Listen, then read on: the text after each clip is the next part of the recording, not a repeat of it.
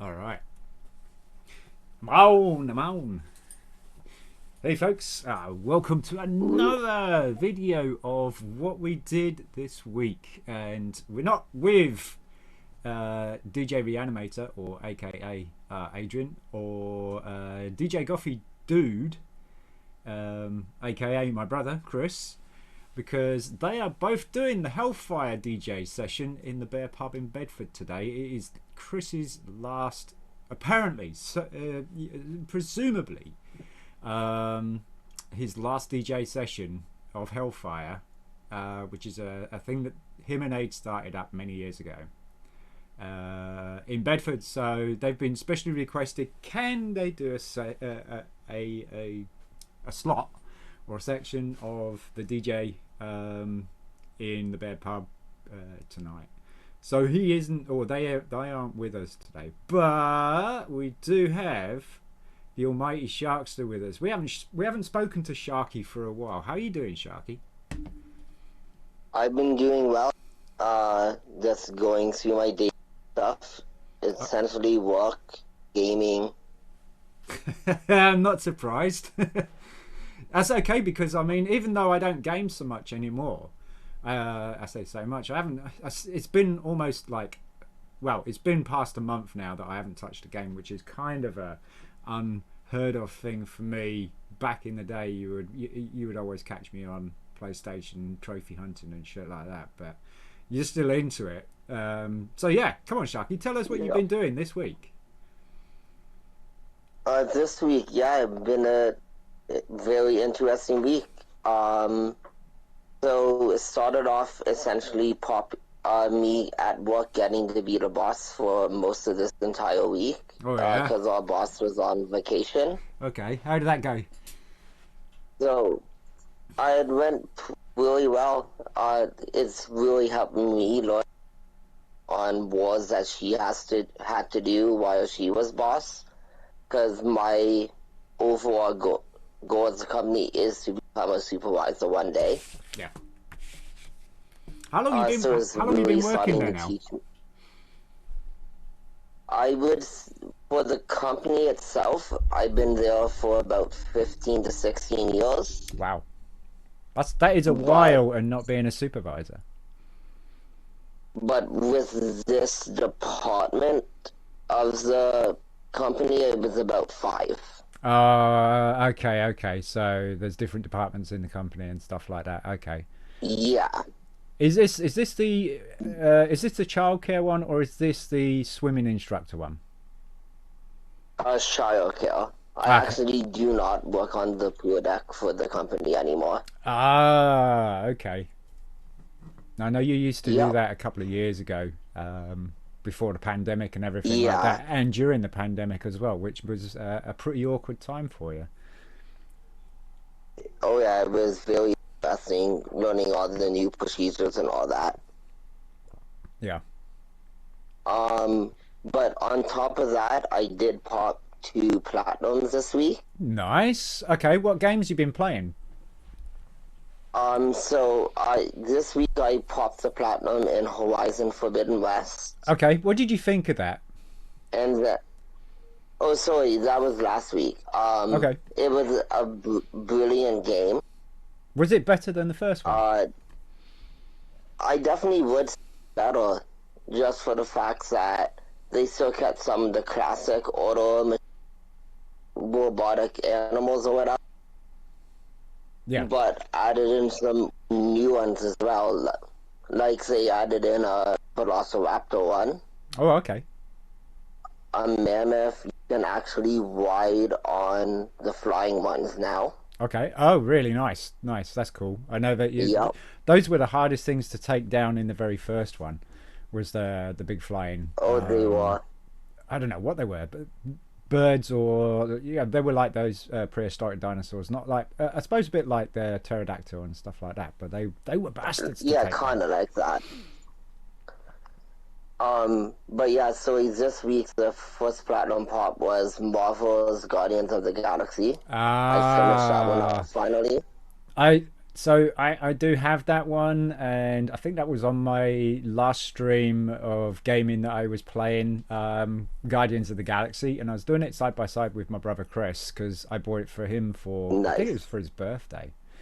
No, I got it for his Christmas. Sorry, I got it for Christmas for him, and I love the soundtrack in that game. It's just so good, and every time I hear Oh, for sure. ELO playing on the radio with that song, always reminds me of Guardians of the Yep. Galaxy now, and doesn't remind me of ELO so much, but always Guardians of the Galaxy. Oh, for sure. And that, to be honest with that game, is a game I was nervous about starting when I started it initially a couple months ago. Why is that? Because if I'm correct on this, they were the same company that made Marvel's Avengers, right? Ah, And I did not like Marvel's Avengers, so right. like, is this gonna be another repeat of that, or is it gonna be legitimately a good? No, I think But because was it Marvel's Avengers? That's the multiplayer one, right? yes, Yeah, that would probably be the so difference I was right here. exactly. So I was really when they announced it, but it was actually a really decent game. Cool. Yeah, no, I like I say, I didn't get really too far into it. I finished a good couple of story missions, and I liked the way where it was going. I didn't have any knowledge on the Guardians of the Galaxy, or even though they were in the like the Marvel's universe type thing until the film came out. I never saw the film, and then the Yep. game came out. Telltale did a version of it. I did that on stream as well, and I enjoyed that. I enjoyed that a lot.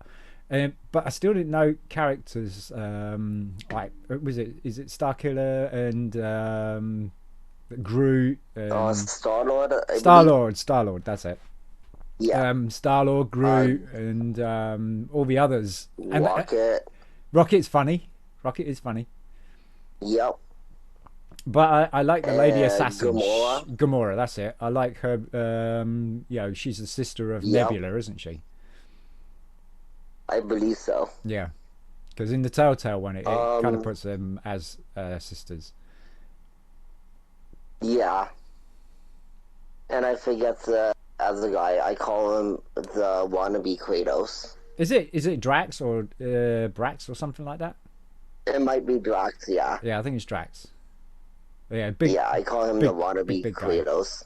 Yeah, he's quite well built. Like Kratos. Kratos is a pretty muscle bound Yeah. guy. So yeah, no, I'd probably relate with you on that one. Okay, so cool. And what Um. you so you enjoyed it, right? What about DLC for Yep. it? Is there any DLC coming out for it? Not that I've heard of, anyway. If there was any DLC, you'd probably go out and get it. Yeah, I would say I would. Okay, cool. It was a very well made. Like, I can't knock it at all. Yeah, it's going to be a classic. Yep, definitely. And I think mostly, Um, best part of that would be the soundtrack. I mean, the soundtrack is amazing. oh, I agree 100%. Especially throwing in some more familiar songs for people too. Yeah, yeah, Then from that game, because on my Discord I'm typically running polls yep, now to pick my next games. yep. I've seen those, and Then I have so taken part in some of your polls for the games. And Guardians of the Galaxy was one of them that I vote for. nice. So I'm happy it was one I was able to do one voted for then. There you go. Celeste was the game one after Oh, Marvel's Guardians of the Galaxy. and you got the platinum in that. I got the platinum in that this week. Oh, congratulations, because that is not an easy game. No, it wasn't. Especially the eight, like I guess the arcade version of it was say the 8-pick mode. Hmm. Some of those jumps you have to be really precise as well. Yeah. and even the slightest miscalculation of your angle, and you will not make it. Yeah. Now, does that result into a death, or does that just result into you having to climb all the way back up to where you were before you jump again?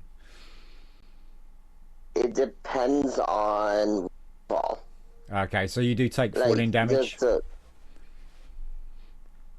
well, if you there's no falling damage, but there is a potential to fall back to have to rescale that area, Mm-hmm. or there's a potential to fall into the ground where there's no land and then you die. Okay. Yeah. So I can't say it isn't an unforgiving game, because once you know what you're doing and do it the way you're supposed to do it, it's very rewarding that way. I think any game, if you're doing it the way you're supposed to do it, is supposed to be pretty good, right? No, for sure. But I find there's some games that kind of breaks that rule in a sense, like the Dark Souls games. Oh yeah. This can be very unforgiving Yes, in I can. general. They're very well known for it. What about Elden Ring? Have you looked at Elden Ring yet? I do own that game. I played it Okay. a tiny bit just because I wanted to try it out, Yeah. and I got myself destroyed. Well, yeah. That's because it's not done. Is it done by FrameSoft? FrameSoft. I believe it is done by FromSoft. Okay, Yes. so FrameSoft is pretty well known for unforgiving games because they usually do like the Dark Souls, the Bloodborne, and Demon Souls. Demon Souls being the first one, I think. That was the most unforgiving game. Yes. It's the most unforgiving game I'd ever played. But those games seem to have a pattern of when you get enough experience, you've leveled up enough, you've bolstered up your health and your, some of your attributes, that you actually do get a chance to survive a little bit better than what you do when you're a noob. Exactly. So I am at one point going to be tackling that platinum, Okay. but it may not time semi soon. Right. Right now, the game that won the last poll for me is Fallout 4. Oh, okay. Okay. Yep. So I'm going back to an auto game now, I guess can say. Yep. Are you going to be doing DLC as well? I haven't decided that as of yet. Okay. It looks like we've been joined by Henry as well. So, hi Henry. I know nice. he's muted at the moment, but yeah. Henry, if you feel up to it, you can come on in and tell us what you've been up to. Working. Like us all, right? Anyway, carry on, Sharky. Yep. Yeah, so for Fallout 4, it kind of is going to be based off of how fast I get the platinum if I go for DLC trophies too. Okay. Okay. Because I'm assuming, since I was looking at the guide, around a 60 to 80 hour platinum, it's going to probably be leading into the next game I want to be doing. Yep. Which is why I have not made a new pour as of yet. Yep. And I want to do that new Tiny Tina's game. Oh, okay. I honestly thought that was. One. I thought that was the DLC or the standalone DLC that came out a couple of months ago. That one, yeah. So I guess what they did for that one is either they were listening to fans how much they loved it, right? Was a one-shot adventure, or they would did that specifically for that DLC to pump up this one because it's kind of like a continuation in a sense. Yep. From my understanding. Yep. And I touched my nose. But it's the first time I touched none my of nose. the same characters to play as this time, so it would be interesting to see how they do the characters specifically, because they seem to do a little bit differently. Okay. Than like Borderlands did, so it would be interesting to see All right, I've just noticed that I didn't update my stream info, so it still says the previous title. So I'm just saying what we did this week with the Almighty Sharkster. Nice. Talking about what we did this week. Here we go. Yep. And And I done. actually did have a pretty funny story too. Yes, you did. You said that you haven't told me the story, so I actually didn't want any spoilers or anything like that. And you did say that can I come along and tell this funny story? Got a funny story to tell us. So go ahead. Yep. So in Canada, we have, and I'm assuming it's probably in America too. Not sure about UK, but a coffee shop called Tim Hortons. We don't. I honestly, I don't think we do have one in the UK. Okay. So yeah, it was initially a Canadian company, but I believe an American organization owns it now. But they do this thing called War Up the Rim. It's called so a what? You can win a War Up the Rim to win. Oh, okay. It's a mouthful. Yeah, I see that. So essentially before COVID, you would war it up on the cup, but because of COVID, with all these places making apps now, you do it through an app on your phone. Okay. So everyone is a winner every time you won, but usually that's the little smaller prizes, like maybe a free coffee or a free donut. Yeah. But then they have some bigger prizes in there too. Yeah. So when I was screening the kids in at work, I had my app up getting ready to do my war. So I look at the one kid, do you want to do my tap the screen to do the war to win, see if you get me good luck. Mm-hmm. So the kid hit it, and one of the things I won was a free subscription to Sportsnet now to watch free live sports for 3 months. Okay. That's useful. And for me though, it actually is pretty useful. It is, because you're a NHL fan, aren't you? I am. So I can actually watch the hockey games right now. There you go. Nice. Yeah. So I thought that and you're pretty lucky for me. So the next day I went back to Tim Hortons. Okay. Got another coffee, scanned with the app, got my war up for it, got the kid to put it again, and then literally they asked if she did it once, she clicked it again, and I won another 3-month subscription to another sports site. Cool. And I know who, and I'm sitting there, I looked at her, and I know who's doing all my war up to win for me now. Okay. Or you could choose somebody else, and you might get something else. That's very true, but then I was sitting and thinking about it. Well, it's been pretty lucky with what I was winning, so I should get her to pick 7 numbers for me, and I'm gonna get a lot of. Oh yeah, no, there you go. There you go. Unfortunately, with that one, I didn't win. Yeah, you were probably pushing your luck. Imagine winning that. Imagine that 50 mil. Yeah, and I could imagine that would be something you could make a film out of, a short B movie out of luck and stuff like that. That would be an incredible story if it did actually come true, or came through.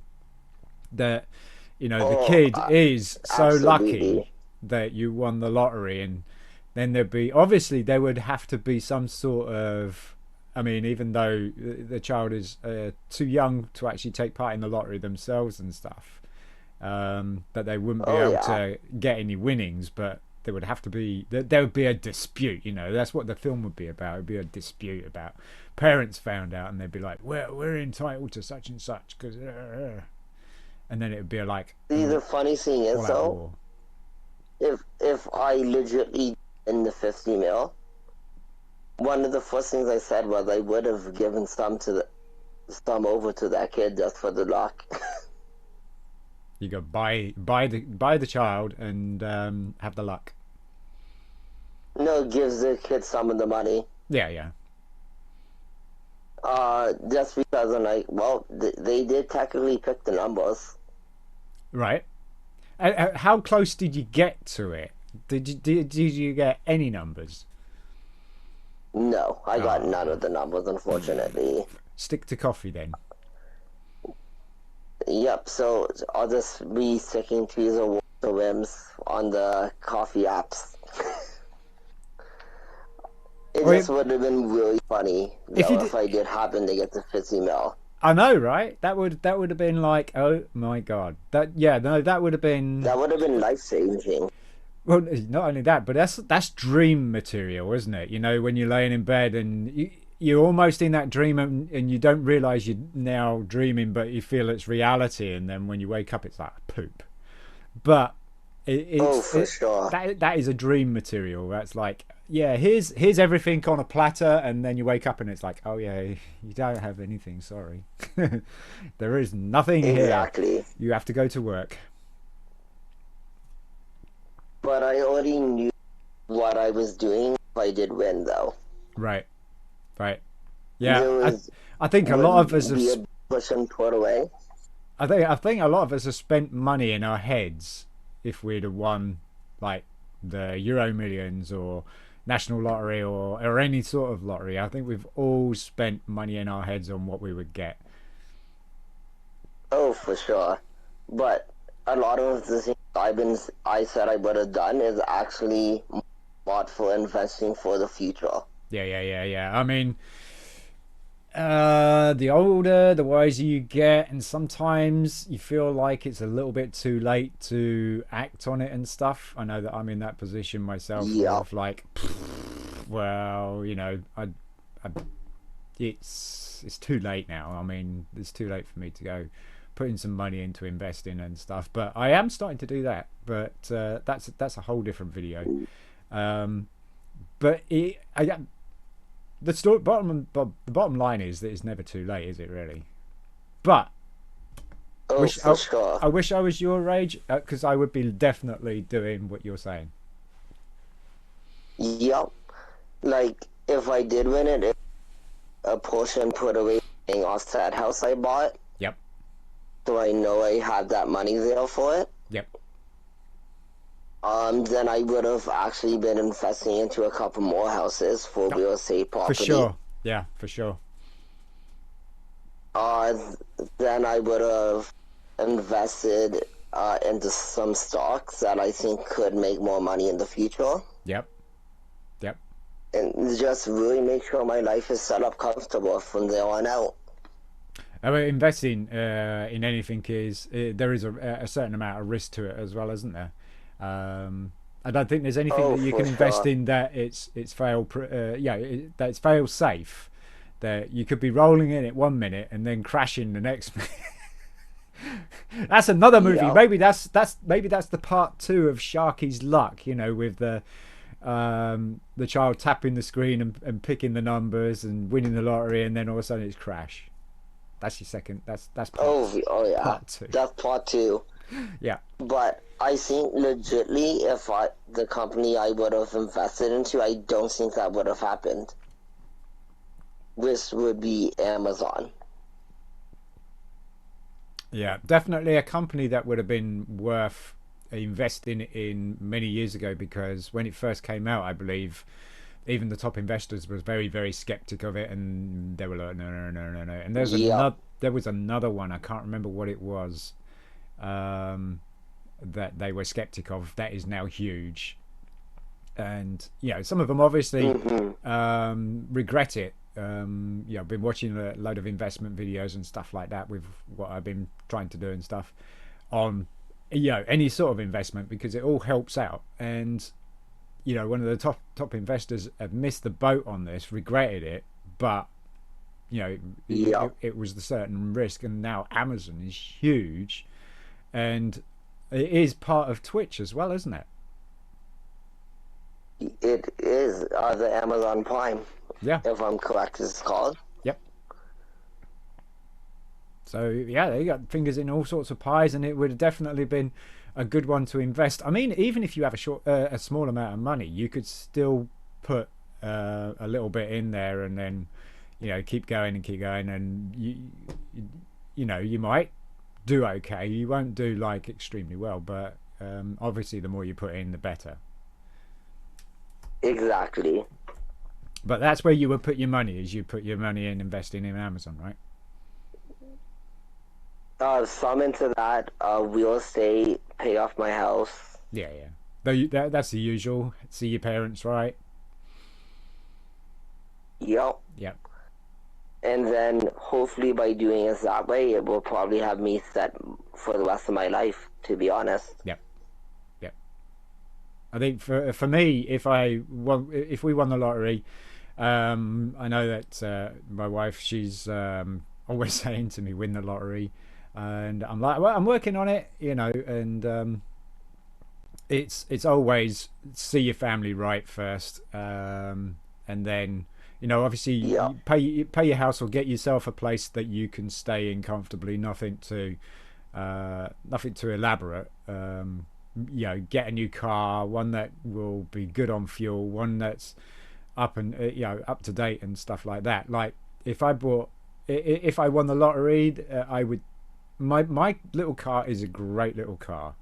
I can't fault it. Mm-hmm. Honda Jazz. I never thought I would drive a Jazz because I'd be in my bus back in the States and there would be a Jazz in front of me and I'd be like, who on earth drives a car called a Jazz? And here I am with a Honda Jazz. But yeah, no, I would certainly go for an electric car because that's where it's going and stuff like that. I would certainly find a place that is big enough to do what I want to do and what my wife would like to do. It would have like a little attachment on the back or something like that for a summer room, or a sunroom or something like that. Nice little baking place. Absolutely. Big kitchen because my wife loves baking and cooking and stuff. So a big kitchen, that kind of thing. I don't know about a pool anymore. I mean, back in the early days, I would like to have had a pool, but definitely electric car. Actually, now thinking about electric cars, maybe that's something would be a good investment into as well. Yeah, it is pretty new, isn't it? I mean, it's been around for a while, but now the whole, I think the statistics for it is pretty solid that it is actually going to work and it is actually going to do what it's going to do.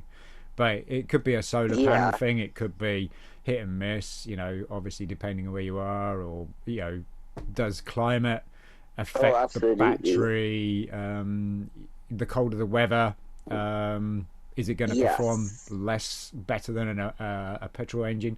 The thing with the petrol engine, especially the old cars, like I used to have a really old Ford Cortinas, Ford Escorts, those kind of things. Those engines would freeze all the time and pop the little core plugs that are inside the engine, in the side of the engine, and those things would go boing and make dents in your bodywork and everything like that. And you'd be lucky if you could find them. Oh yeah. Because you wouldn't be able to run your car without them back in the engine because everything would just go everywhere.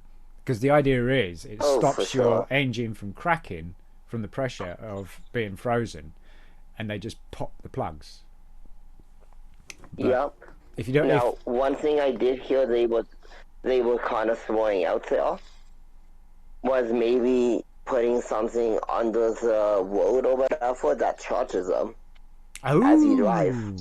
That I can see that being quite expensive. Oh, absolutely! It would be very expensive, but it would be an interesting concept. Yeah, that kind of gives me like the Minecraft thing. When you were building like railroad in Minecraft, and then you put like a redstone piece in that track, and it boosts the car a little bit more. It gives that boost a little bit more. So if they spaced them intermittently and stuff like that, I could see that probably working. Yeah. Again, I guess it would also come down to how much is going to be affected by that. If with the deterioration of the road too, then you have to look into that. Yeah. I don't know if if an electric car is lighter than a petrol car. Probably would have thought so. It's hard to say. I'm not too sure. Yeah, I'm not electric car geek myself. So anything else? So what's coming up, Sharky? What's coming up? Coming up, so I will be, instead of doing my regular split shifts this week, I will be doing 4 weeks at work because of March break for the kids in Canada. So when they're off, you're just going to be working harder. What? When they're working longer hours. Yep. Is that because they're back, or is that because they're just off and you've got plenty of time to do other things?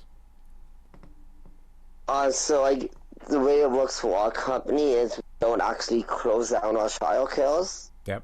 The kids it's the parents. It's mainly there for the parents who still are working over the March break and don't go away and need somewhere for their kids to go. So there's March break programs for the kids. Okay, so is that a busier time of the year than the normal time of the year then? I would say for a club program like this, it would be more in the summer. Okay. Because, yes, there will be parents going away on vacation, but even though the kids are on summer vacation, the parents still have to work. Yeah. Not all of us get that time off anymore. Programs typically fill up faster than the March break ones do. Oh, really? That's interesting. Yes. I guess that's because you guys provide a pretty good service then, that people won't just... It's like summer camps and stuff like that, isn't it? Yep. It's pretty much like a all year round summer camp in a sense. Right. So you'd say you're probably a little bit busier than usual. Yep. But I like the busyness at work, to be honest, because on the days where you're just kind of sitting there hoping that it's going to get busy is when the time starts to go by slower. Yeah. It is. It's true, isn't it? It's true. When you've got a lot of things to do, the time just flies by. No matter how early you get up in the day and try and make those extra hours, the time still flies by. And I'm sure it's probably, it definitely feels like it goes by faster when you're older, because the more older you get, you've got more and more responsibilities, therefore you got a lot more stuff that you need to do. Exactly. When you're a kid, it's like, I just need to play. But yeah, then video game wise, I'm going to be continuing to work on Fallout 4 because I haven't got too many hours into it yet. Yeah. And did you say you were going to be doing the DLC on that? Are you going to 100% it, or are you just platinum? As of right now, the plan is probably just platinum. Okay. Because I doubt I'm going to have time to do all that way before that new Tiny Tina game comes out. Right. And then after Tiny Tina, I will be going back to my regular pulls. Because the biggest thing I know about doing pulls is a lot less stressful picking games. I know. When I had it all laid out, the computer would choose my game for me and stuff like that, and then when I'd be streaming, I would try and make it interactive, that my chat would come in and say, and decide for me and stuff like that. But hey, yeah, for sure. But yeah, I've been promoting my Discord before, as you've seen, through other people's Discords and trophy hunting sections, and I actually like it a lot better that way, because I'll give 5 games that I need to get done that I wouldn't mind playing. Yeah. And then be like, oh, this is a lot less stressful because now I know that a game is going to be picked by the time I'm done this one. Yeah.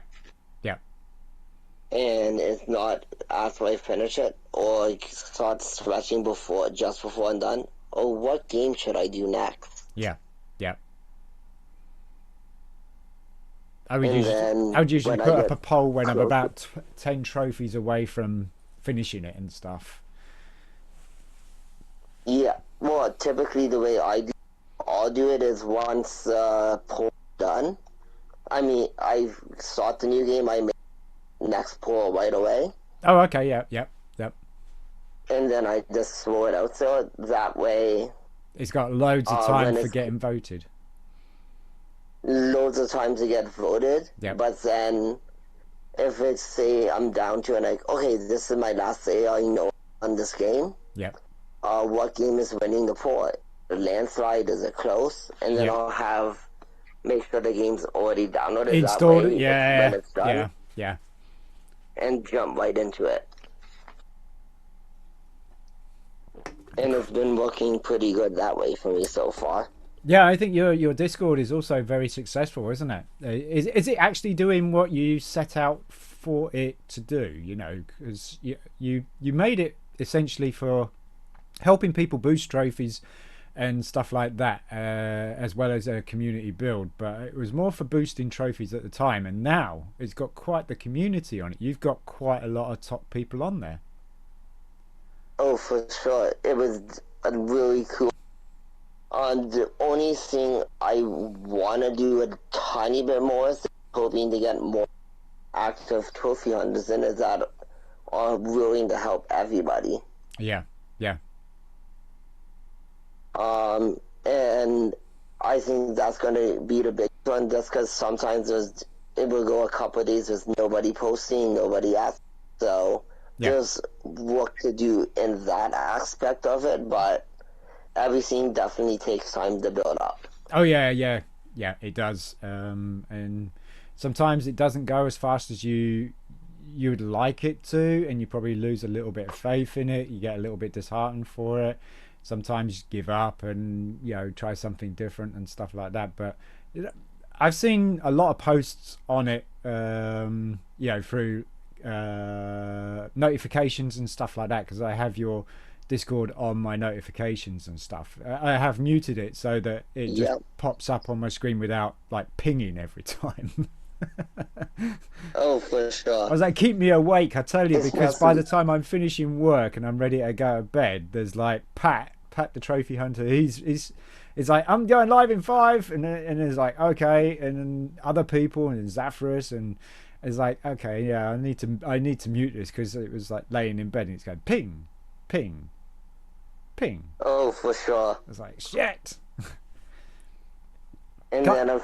then I bet you it didn't help when me and House Fate popped all those trophies. Pictures. Yeah, yeah, yeah. In that contest, and you really Yeah. went for it. Yeah, and I even saw some comments of like how many you guys were putting out in such a quick time that people were like, "What the hell are you doing? How are you doing this?" And that kind of Exactly. thing. It made me and him laugh a lot at that. Oh, I'm sure it did, and it made you guys look like gods as well. Oh, for sure. Yep. It's like, how did you get that platinum? And you got another one, and it's like, oh yeah, I got 8 platinums today. I got another 5 coming. It's like, what? Yep. Are you serious? They've just Oh, been yeah. stockpiling them for a contest that we're in. And it definitely would have been, I think, a contest win for us if our third party member would have actually started trying it then too. Right. That was big. I have got a question for you on that. I did want to do an interview with you and Hell's Fate on this, just to get like your insights and your thoughts of throughout those weeks when you were doing it, because you were very very very solid all the way up until the end. But a quick my question is that at one point did you actually feel like you needed to worry about the team? Yeah, I think what really kind of put it into perspective for us, well, it changed our mindset that we weren't gonna win anymore would have been by the third last week, I would say. Right. So Uh, all you we wanted to do was make it into the finals, and you were happy again. Yeah, so initially it was that's what our mindset going in was just to make finals. Yep. But then when okay, so looking at what we're doing, we're actually hitting a good pace, me and Hell's Faith, Yep. and our partner isn't doing phenomenal at that point early on in the contest, but was kind of holding the enough anyway. Yep. And like we actually think we are going to legitimately win it this year. Yeah. Yeah. But then as the week went on, 0 point production started to go down and down and down to the point where it was literally 1 week they earned 2 trophies and like 10 points. Ouch. And that's when our realization is we don't think we're going to win this. And unfortunately, with one bad luck on that semi-final week is what made us not make the finals. And that was a trophy that you were working on that didn't pop? Yeah, it didn't pop properly until after the reset. Yeah. The game Ark Survival. Yes. We were doing a dev commands the whole entire game for the trophies. Yep. Obviously, because you want to pop as many trophies as you can fast. Yeah, of course. Throughout the comp. So the trophy was you had to get to the highest peak of a mountain Yep. area. Yep. Walk on it, and you walk to a certain point, and the trophy will pop. Yep. It didn't pop for me.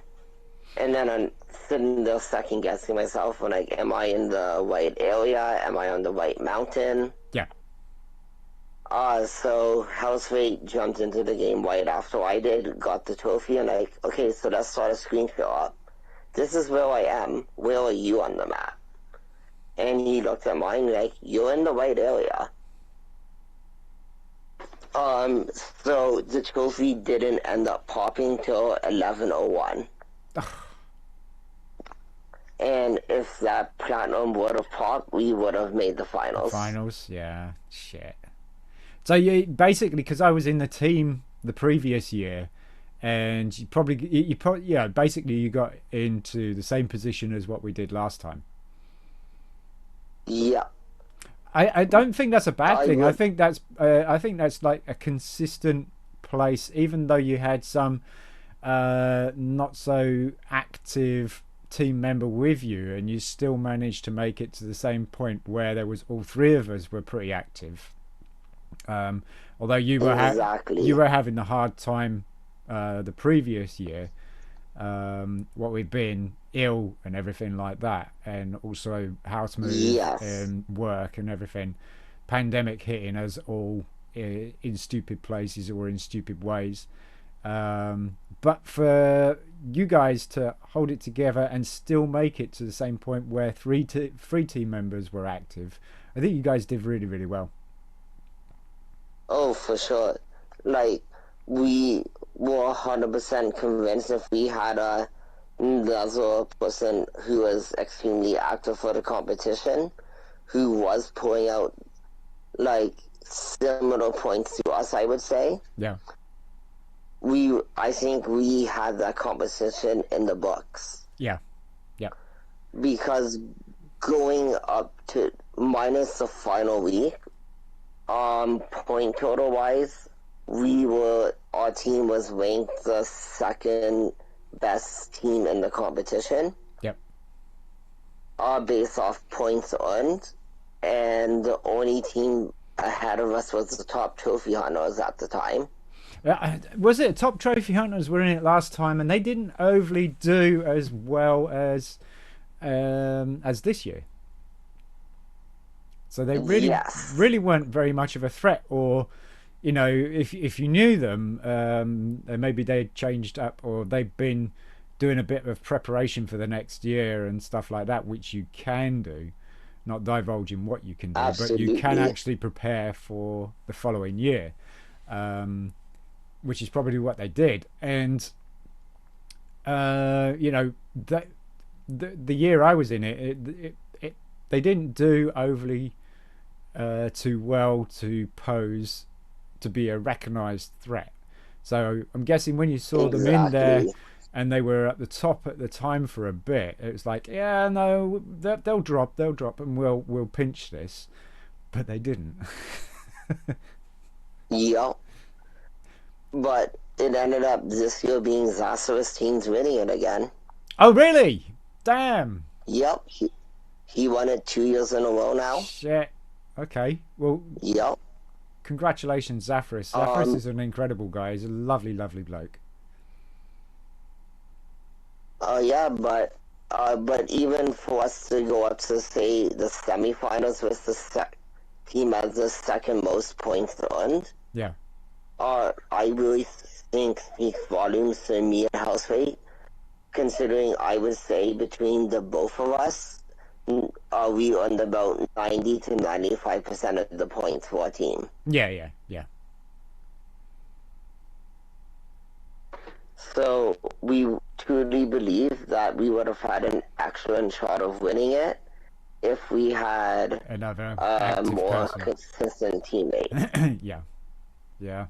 I opted out of it because it confused the hell out of me with all the statistics and the decay and stuff like that. Yeah, because that was my second year in it, and the first year they didn't have no decay or anything. It was just straight up points. You knew what you were doing. You knew what you were going to be earning and stuff like that. It was just straight up. And then the second time I was in it, and I was like, well, what's this? And then you had to work out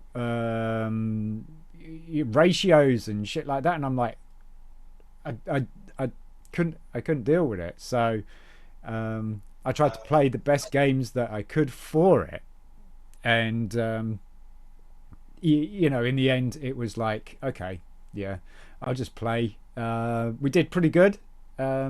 Getting close to the finals. Did we get in the Did we get in the finals? Or we get? No, we were close to the finals, weren't we? We were in semi-finals. We were close. We were like sitting sixth place. Yeah, yeah. And I believe We were actually in, was the and then cutoff. yeah, yeah. We were the one just below the cut-off line. That was it. Unfortunate. Yeah. But it was an enjoyable experience all the same, because it was a lot of team building and doing a lot of multiplayer stuff that we would never touch with a barge pole. Oh, for sure. Ratchet and Clank, I'm looking at you. Yep, that was fun. Also, was it fun, Overcooked? Overcooked was funny because we thought you were a lost cause. We really Yes. did. It was like, and then Dark came in and helped us, and he was an absolute trooper, because Dark is not the best person for that kind of game. He's more like your Resident Evil kind of guru, or your third person type person. But yeah, he took a lot of communication, a lot of coordination between all four of us to actually make it work, and we got it because Dark helped us out, and we'll always be thankful for Dark. And Dark actually was so beside himself that we asked him if he could help us with it.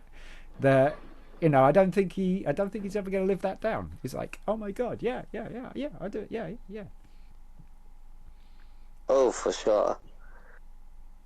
But interestingly enough, it's funny because last year we did Overcooked 2 together. Yeah. And then this year, me and House Raid actually did Overcooked All You Can Eat. And they actually made the platinum a lot easier this time. Ah, okay. I thought it was an enjoyable game because it was like, when we did mess up, it was like, oh, I'm sorry, it was my fault, yeah. And it was like, obviously dishes, okay, and it's got this, and it's got this, and it's got that. It was such a good game. I enjoyed it. Oh, absolutely. Like, it's essentially the all-you-can-eat one is the first 2 games plus the DLC all thrown into one for a trophy list. Oh, okay. But what was different about it was how on Overcooked 2, how you have to get the 3 stars in every level. Yeah. In this one, they didn't require that. Yay! That makes it so much easier. Oh, it really did. Because in this time, essentially what it was is you just had to earn enough stars to progress throughout the wars, like 1-1, 1-2. Yep. Yep. So we were able to pull out near the beginning enough 3 stars without in a lot of the beginning levels. So by time we would get to the end game, we had more than enough stars to do so. Nice. Very nice. Was it Overcooked that when we were doing it? Was it Overcooked that we were on the map, rolling around trying to find a hidden area for ages? Yes, I believe it was that one. Because it activates platforms, and then you got switches, and then it activates the platform that either exposes something or gives you access to the newer area. And there was a switch that we kept driving past, couldn't find it for love nor money. Eventually we found it. I think we looked it up or something like that, I don't know. But I think we spent the best part of the day, yes, accidentally hit it, and then we couldn't find it. Yes. Yep. And I thought that was hilarious. No, it was very funny. Yep, we did have a good laugh from it, because it was just like, okay, we did this, but it just could not figure it out. It took the best part of the morning or so to try and figure out what it was. Exactly.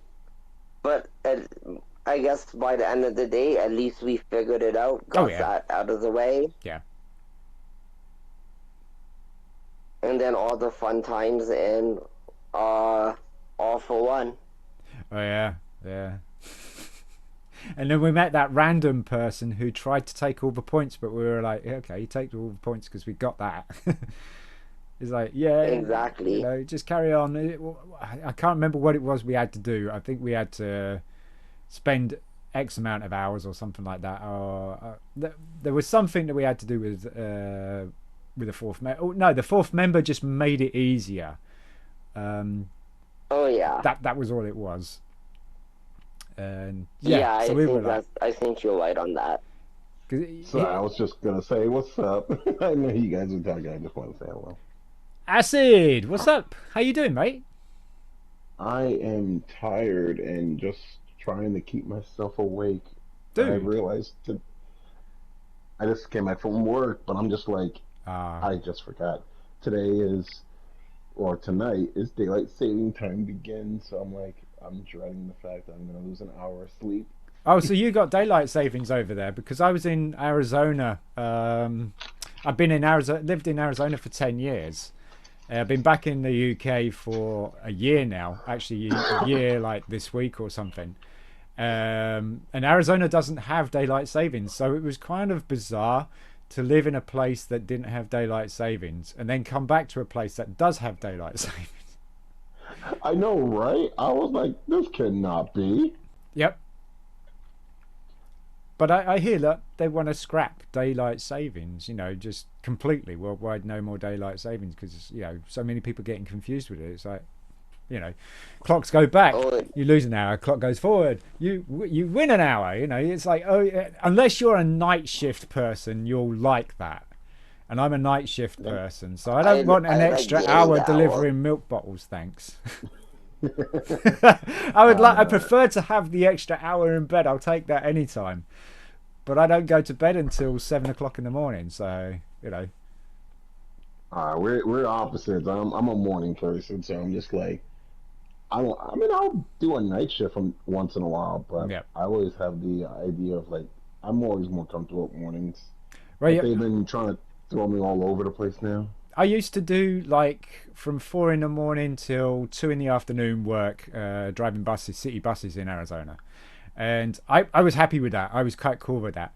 Then when I come over here, obviously I had to start all over again with job and stuff like that. And I found Milkman Round that starts 11. Well, it's at that 10:30 in the evening and finishes at 7 o'clock in the morning. And that was a big culture shock change for me and my poor body at the time. Now I'm used to it, and I tell you what, if I was actually given a job to drive during the day, I would probably say no, because I don't have to deal with traffic. I don't have to deal with anybody. There's hardly anybody around while you're driving around early hours in the morning, dropping stuff off, and you don't have to interact with anybody, no customers or anything like that. You just drop milk bottles off, the bread, all the stuff that you're delivering, and just go on your merry way. Get back just as everybody's waking up to go to work, and it's like, haha, my shift is finished. Hey, that's nice. You enjoy Like, this you lovely starting your day. day? Yeah, exactly. Yeah, Like- you will start your day now. I'm going home, mate. See you there. That's how you do it. Yeah, it is how For you do it. for me, like I just spoke to my supervisor. He prefers working 11 in the morning to 7 at night, Hmm. and I'm like, you see, I prefer 7 to 3 because as soon as the person comes in at 3 o'clock, I'll be like, have a good night. Yeah. I'm like, yeah, the sunlight, like especially summertime. If Yeah. the sun is still out, Yeah, yeah. I'm already having a good time. I mean, winter time, you're going to work in the dark, and come out at 3 o'clock, you're going home in the dark. You don't really have that too is much true. of a choice there, and it's like, hang on a minute, where's the sun? weird. Where's the daylight? Come on. It's weird enough. Like there's times Really that too. even I feel like it's dark until like 8 o'clock in the morning. I'm like, wait, and Yeah. I know it's gonna be rain, Yeah, but I'm like, why does it look like it's still pitch black? yeah, yeah. I kind of like that when it's darker earlier, or it's darker later. Sorry. I just like that. I don't know why. Oh, because I like the feeling of it being of throwing me off. I mean, my job now throws me off so much that I don't know what day it is. All I know is today's Saturday, because Saturday is the only day that I have off, because I work 6 days a week, purely for the nature of the job. First of all, you're lucky. At least you have a Saturday. Oh. I am still trying to get a weekend off, and I know my senior supervisors are gonna look at my time off request and just like, I'm gonna hear the words, "I hate you." So are you I like know. do you work 7 days a week then? 5 days, sometimes 6 days, and then there'll be times working like 9 straight days a week. Okay, so you probably work 3 days on, 4 days off, 4 days on, 3 days off, that kind of thing. Nah, 2 days off at most, but because Okay. it's been slow in the hotel business recently, Okay. I had like 3, 4 days off, Oh, nice. which really sucks. It sucks only because I ain't making that much money. Yeah. Yeah, it's job wise and making money wise is a total different animal than what it is, in the States than what Oh, it is yeah. in the US. That's for sure. In the UK, that's for sure. Because in like the hotel or the catering side of things and stuff, it's all tips. That is your wages and all sorts of other things. You don't get like a basic wage unless you're really lucky that you're working for a decent big company, that you might actually get an actual salary and not have to depend on tips and stuff. Exactly. Over Right here, now, it's pretty much all a basic wage, no worries on tips. Even in the restaurant industry over here, it's not tips. Tips are just extra.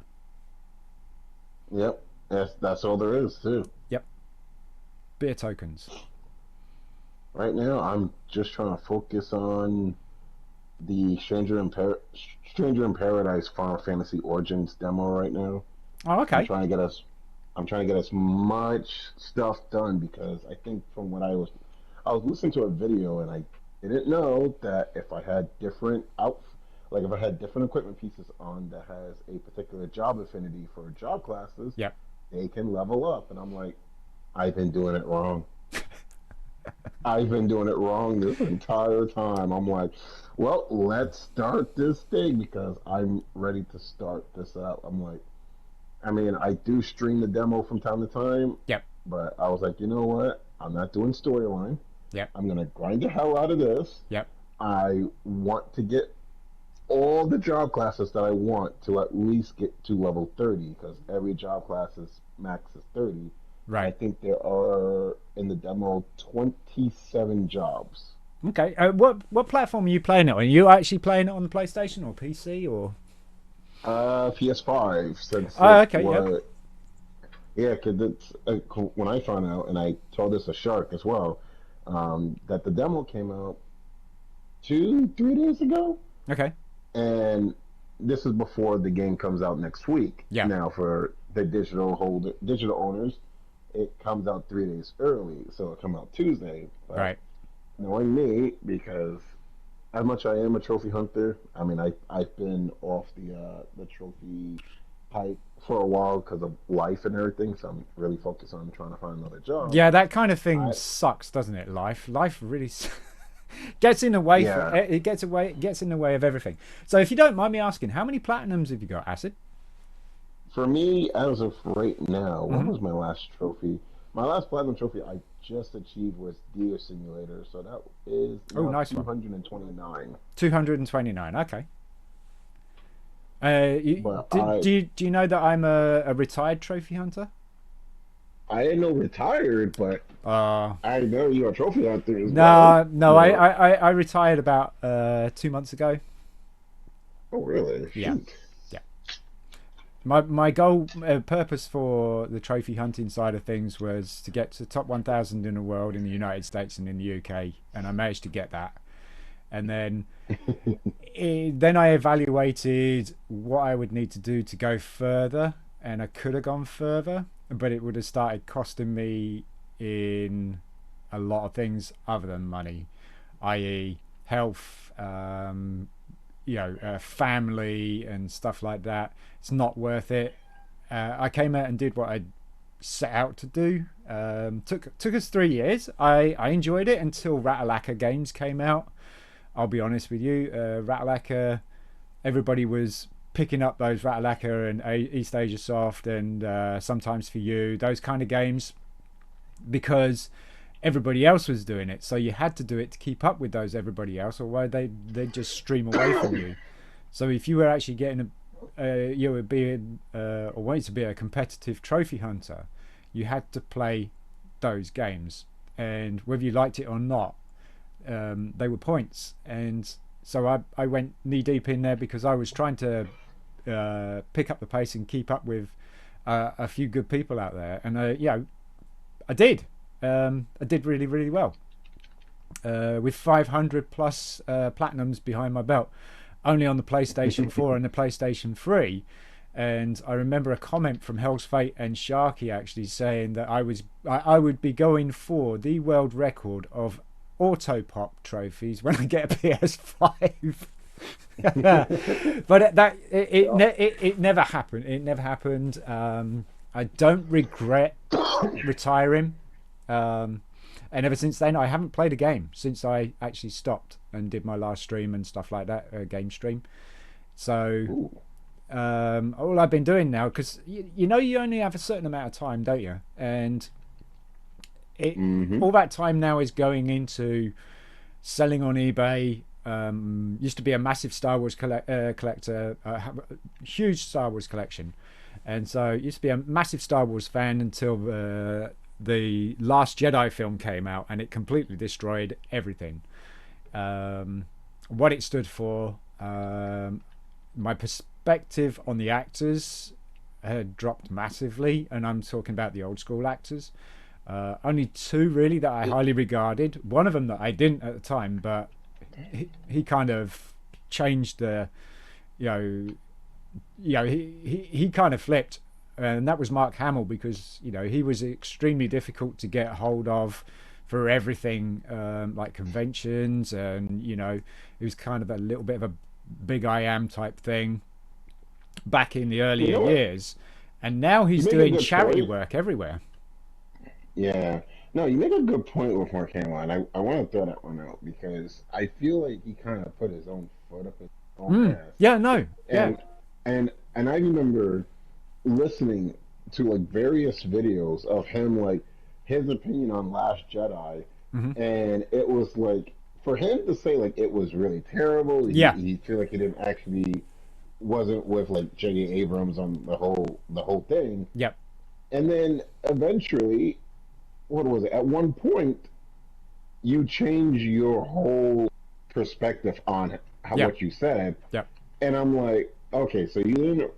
I was like, I don't know. I feel like he just went a whole 360 from what he said, and I was like, I don't know if I'm either disappointed or maybe you're being said to say that under whichever pretense is going on.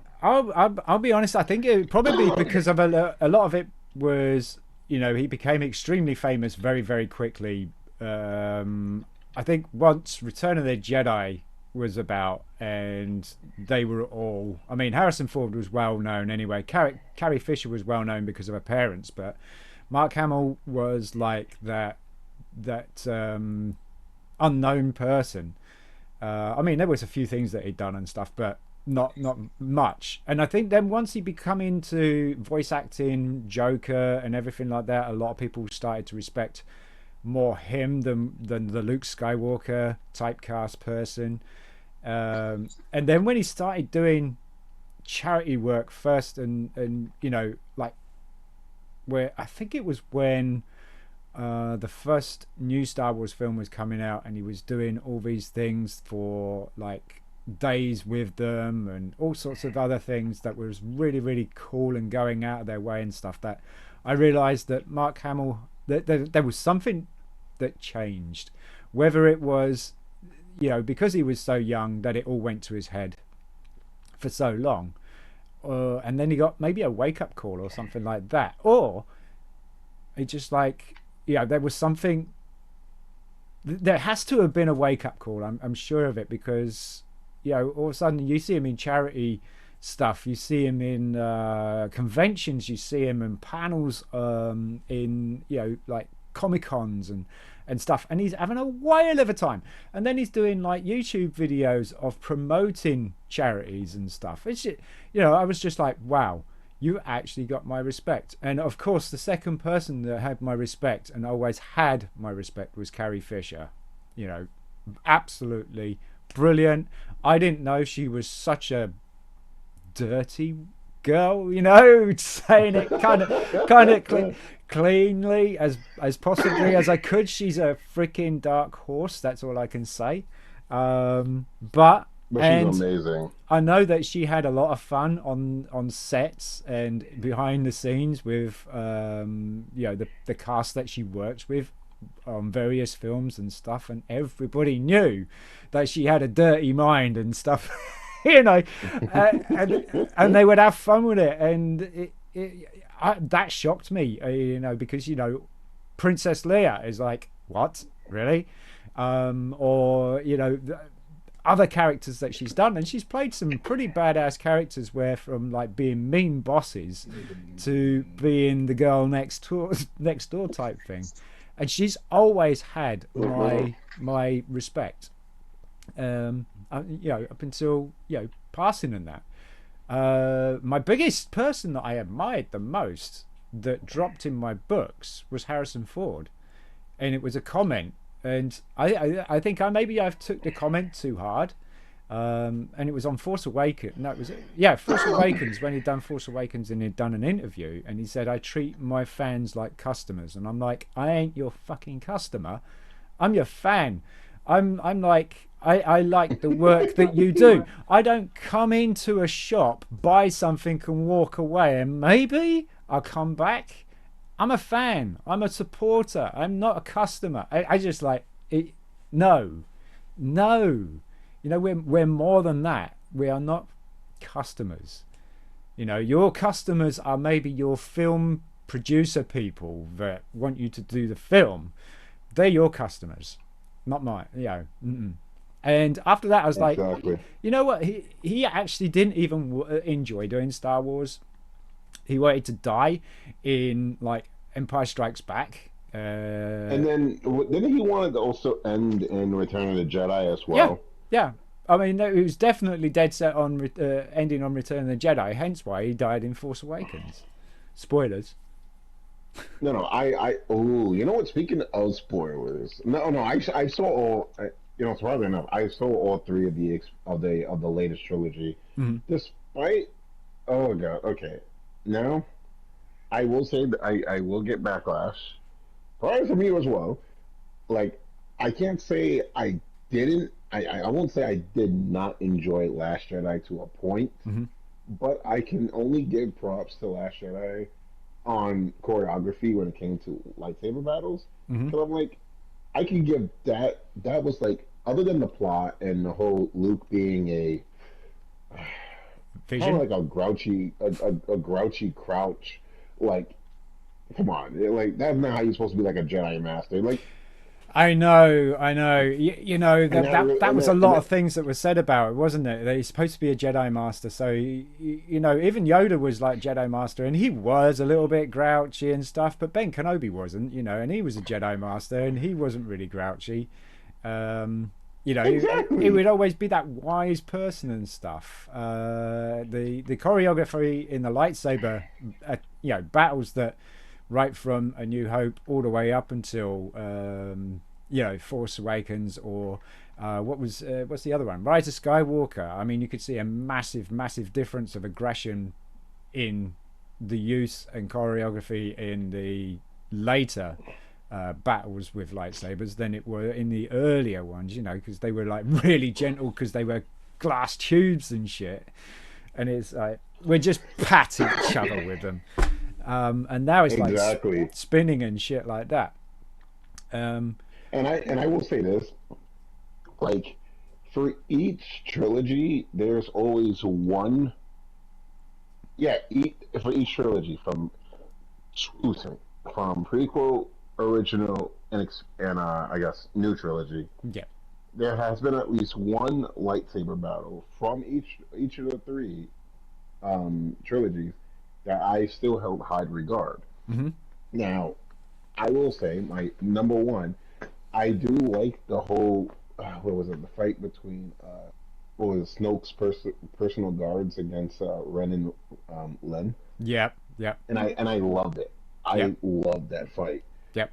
And that will be my number three. Now, I really thought I was going to put it at my number one because I think that the choreography was really out there. And I'm like, you know, when we first see Jedi battles and all that, we really wanted stuff like that to be a thing. Come on, boy, don't do that. Come on, no, come on, kitty, nope. Calm down. So yeah, and so with that particular scene, I think also the fact that Ben becomes or Kylo becomes Ben, and you see the kind of transition in the eyes, you see them working together and stuff like that. That also steals the scene and enhances the battle because you're now soaked in the whole transformation and the whole meaning of what's going on between the two of them. That, you know, when you see them in Force Awakens, you would never ever think that they would be getting together, and then probably towards Last Jedi, when they tried to make it so funny, or they tried to make it a little bit comical, where they're doing that telepathic thing, and Kylo's got his shirt off, and she turns around and says, "Put your shirt on." That was really weird. It was. There was a lot of things weird about Last Jedi, and you know that then there was the possibility that there was going to be a relationship with Ben and Rey, and then after, you know, when the end of Rise of Skywalker, I would like to have probably seen that Ben actually did survive as well as Rey, and they actually got together and they became, you know, a couple and stuff, and went out there and made a difference instead of them killing off Ben. I don't know why I was pissed with that one when they were kissing at the end of Rise of Skywalker, and I'm just like, I know it was Jedi Resurrection. Sorry, spoilers. Yep. But still, I cringe because I think what really threw me off, especially with Last Jedi, where did astral projection ever come into a force power? I'm Yeah. like, I'm sorry. That's been the biggest question, isn't it? With Luke sitting on his little island and then he's astro projecting, fighting Kylo Ren in front of all the AT-ATs and the front of the cave and shit like that. Exactly. And then it turns out that it's an apparition. It's like, what? I was just like in my head. I'm like, no. You've never seen that in any other film. Never. No, so yeah, not in a film, not in a show, No. not in the comics. No, I don't think it's been in the comics either, actually, no.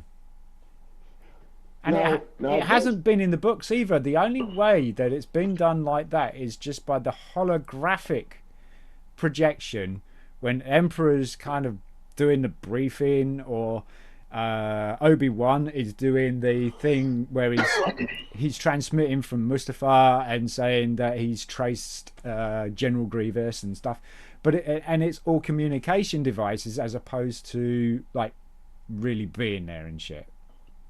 And you could tell it was holographic because it had the blue image, the blue shimmer, and it was all blue outline and everything. So it was obvious that it was supposed to be a communication projection and not an actual astro projection. It's like, yeah, that was really scraping the bottom of the barrel for me. That made me want to quit.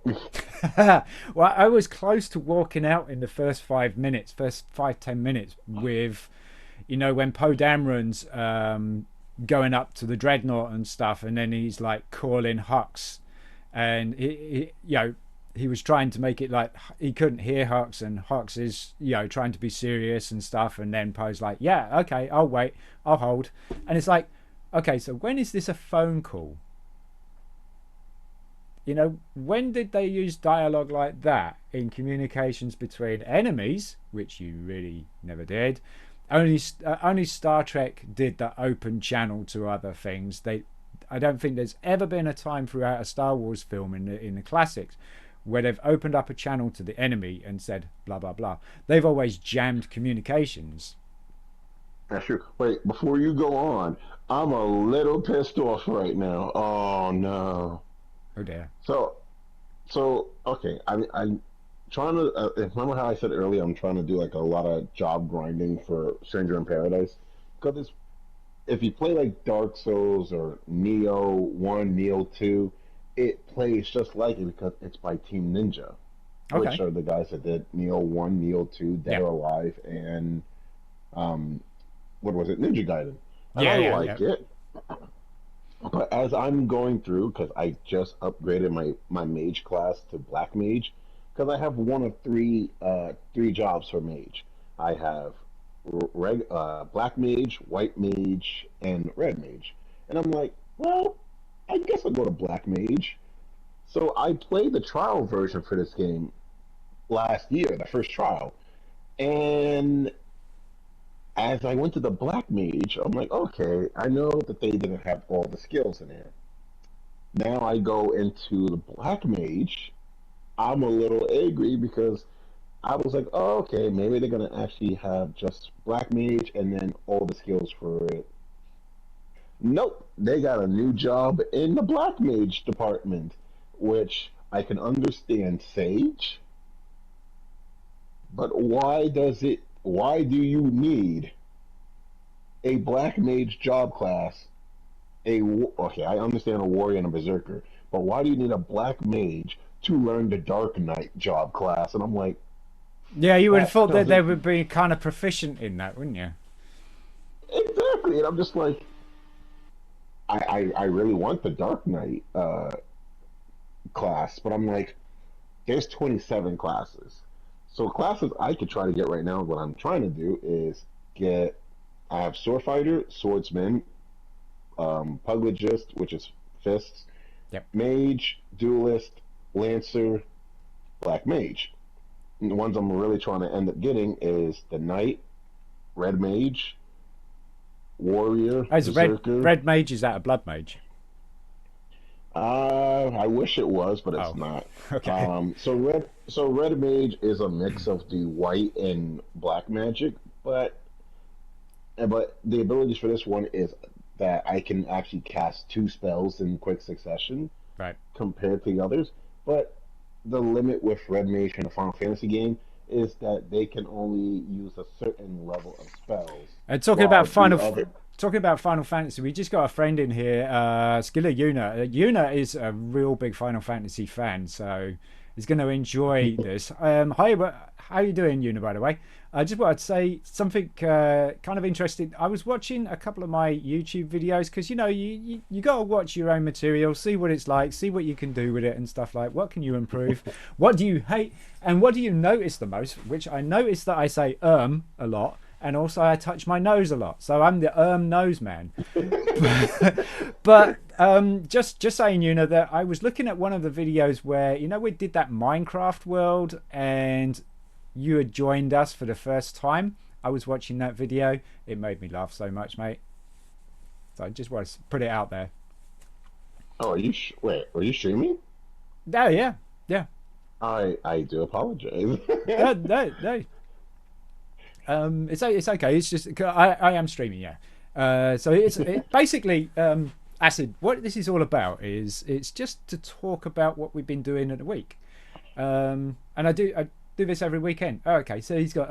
I got ripped a second arsehole today at work. Why was my no? Your English was not that bad. It was just what we were getting up to.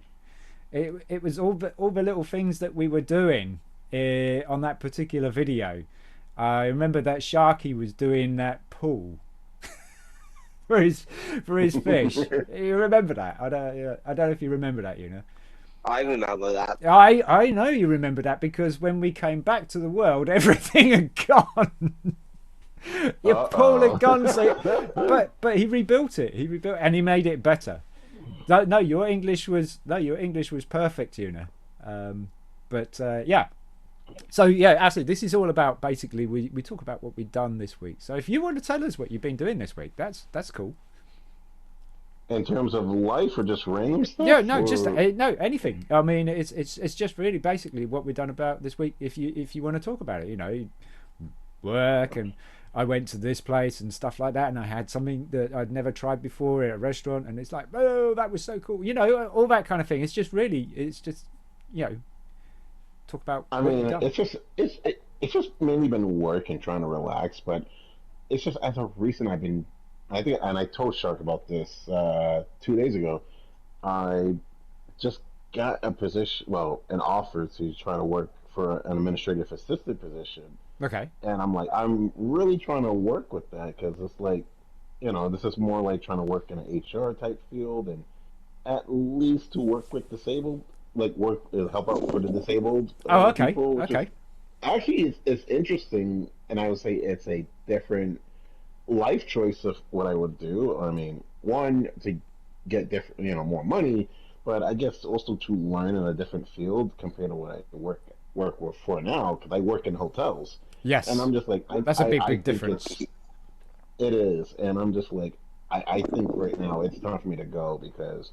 When I first started, I had moments where it was like, I thought it was going to be good and everything, but eventually now it got me to the point where I feel like I kind of am beginning to lose myself out of it. Yeah. And out of recent, I was. I feel like, okay, I feel like I was going to be more negative, and I was like, it's because either people or maybe work conditions was getting bad, and I understand COVID's still a thing. Yeah. I mean, I don't agree with people who say, "Well, COVID's not a thing anymore," and I'm just like, "You're probably one of those people who probably had it."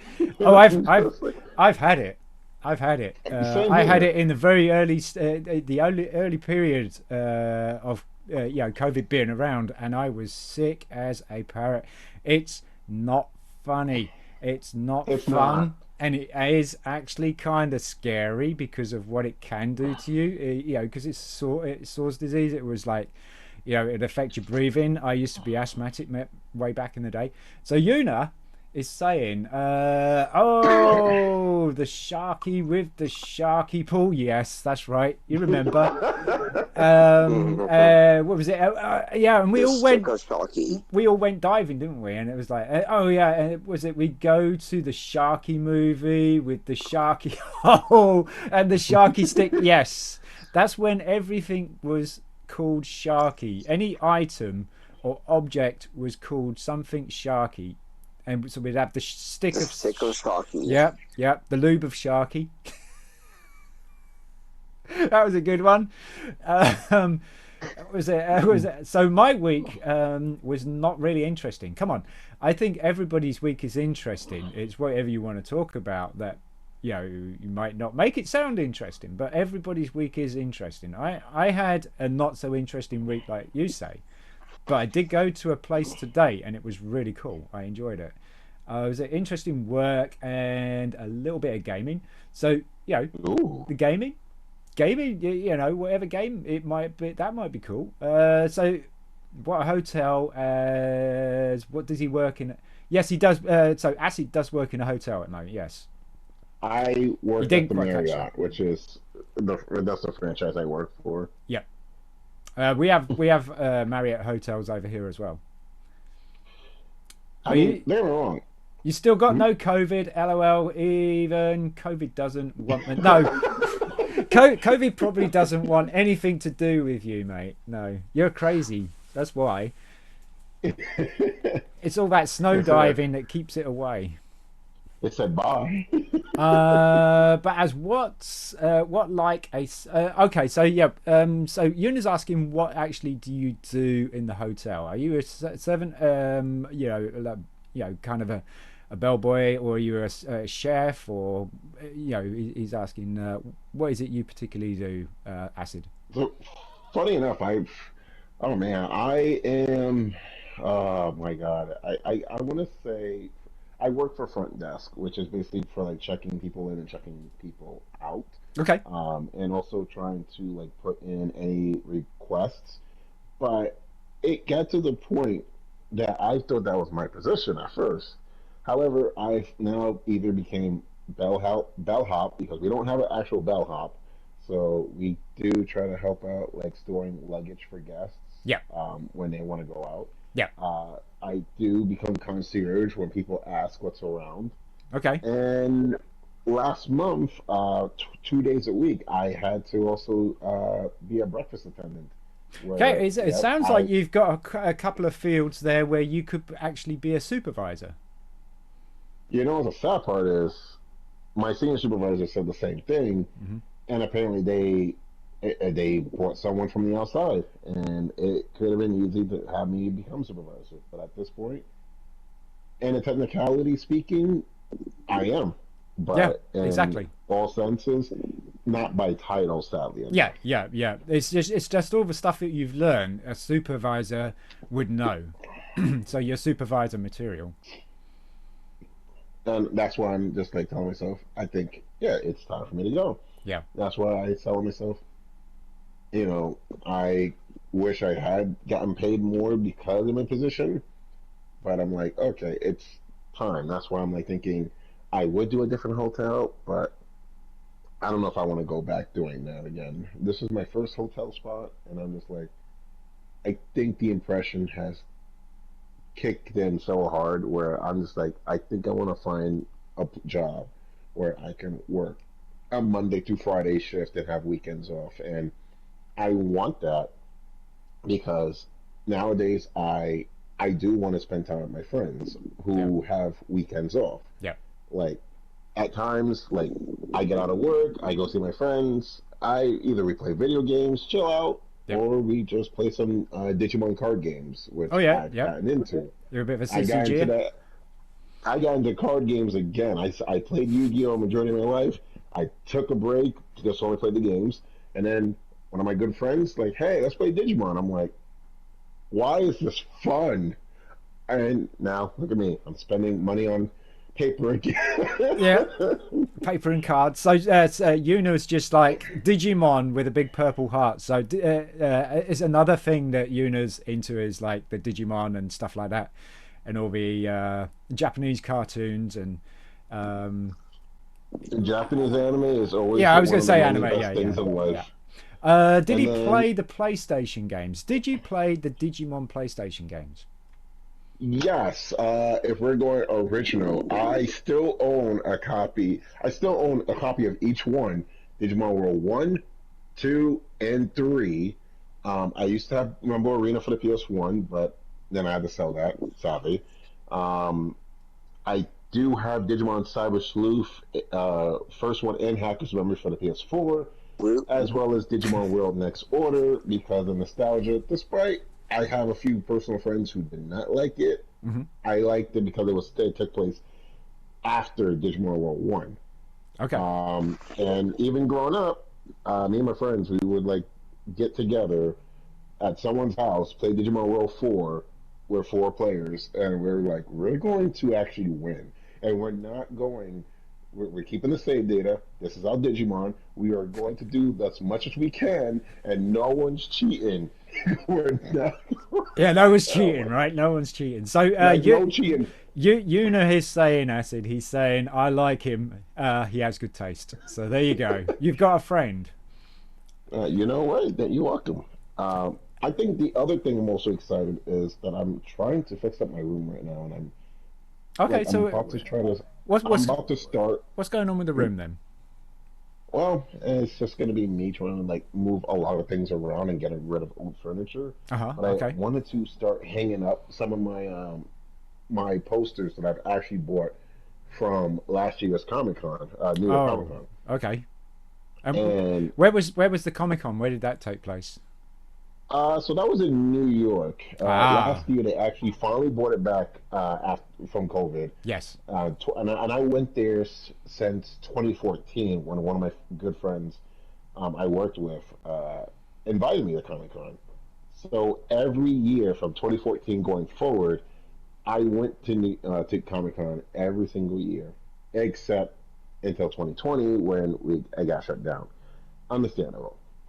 But last year, we've just been joined on the stream, on the chat, with Belch. Hey, Belch, what's cracking? It's good, mate. How you doing? So we got Acid. He's telling us a little bit about what he's been doing at the week, and he's just telling us about his Comic-Con experiences and stuff. I've been to several Comic-Cons when I was in the States, all in Phoenix, and I loved them. I used to be. I keep saying I got to stop that. I used to be a 501st Stormtrooper back in the day with the old classic Stormtrooper armor. So I went to Comic-Con, my first Comic-Con in Phoenix in Stormtrooper armor. I had a blast, absolutely had a blast. Second time round, I didn't because I wanted to enjoy it a little bit more as a punter.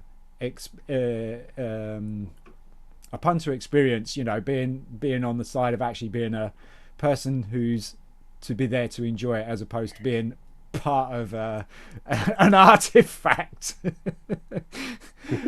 I mean, I didn't hate prancing around, having photos taken and stuff like that in Stormtrooper armor. It gave me a buzz. It really did, but it was enjoying it from the other perspective as well was quite good. There's a funny thing to that one. When you say Stormtrooper, and this made me laugh. So my second time I cosplayed, this was 2018 Comic-Con.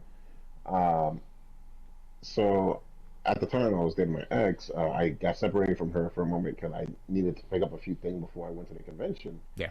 And as I'm walking by one part of the convention, like away from the Jacob Javits Center in New York, it was like a block away. I dressed up as Morpheus from The Matrix. And I was like, okay, right. I'm gonna do that. Okay. So apparently, I walked across so Comic-Con had like other venues like outside of Jacob Javits Center, where they actually had like other stuff. So I walked past a Star Wars convention, like a small part of like a Star Wars convention right over there. Yep. And bad enough, one of the workers who were dressed up as Imperial soldiers. Yep.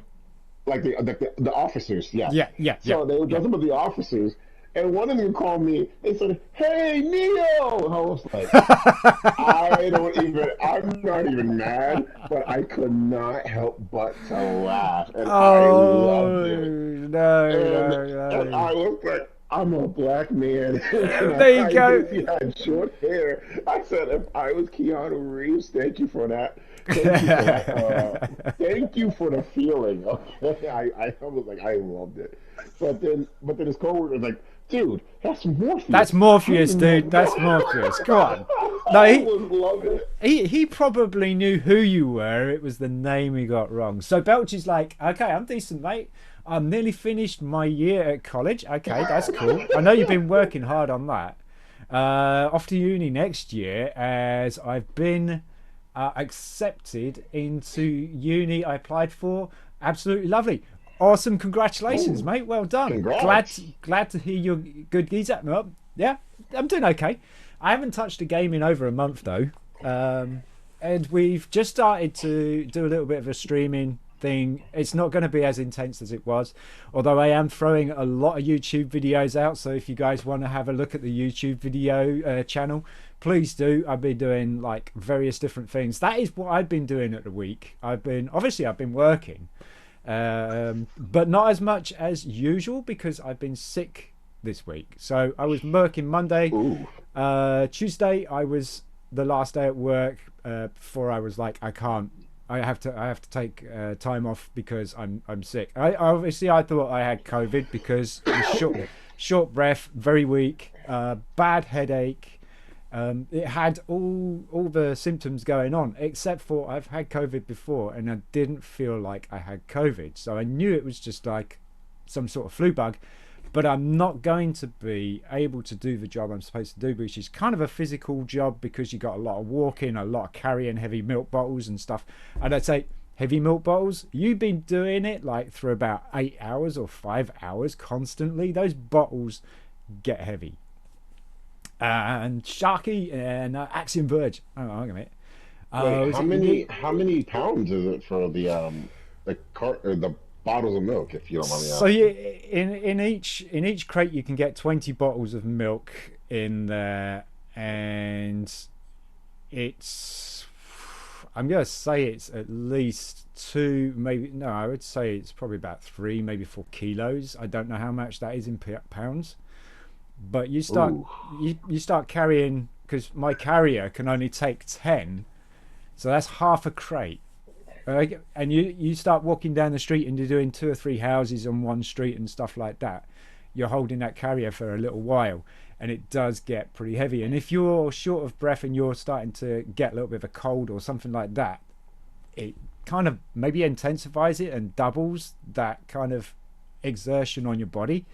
So yeah, I had to take a that it couple of does. days off.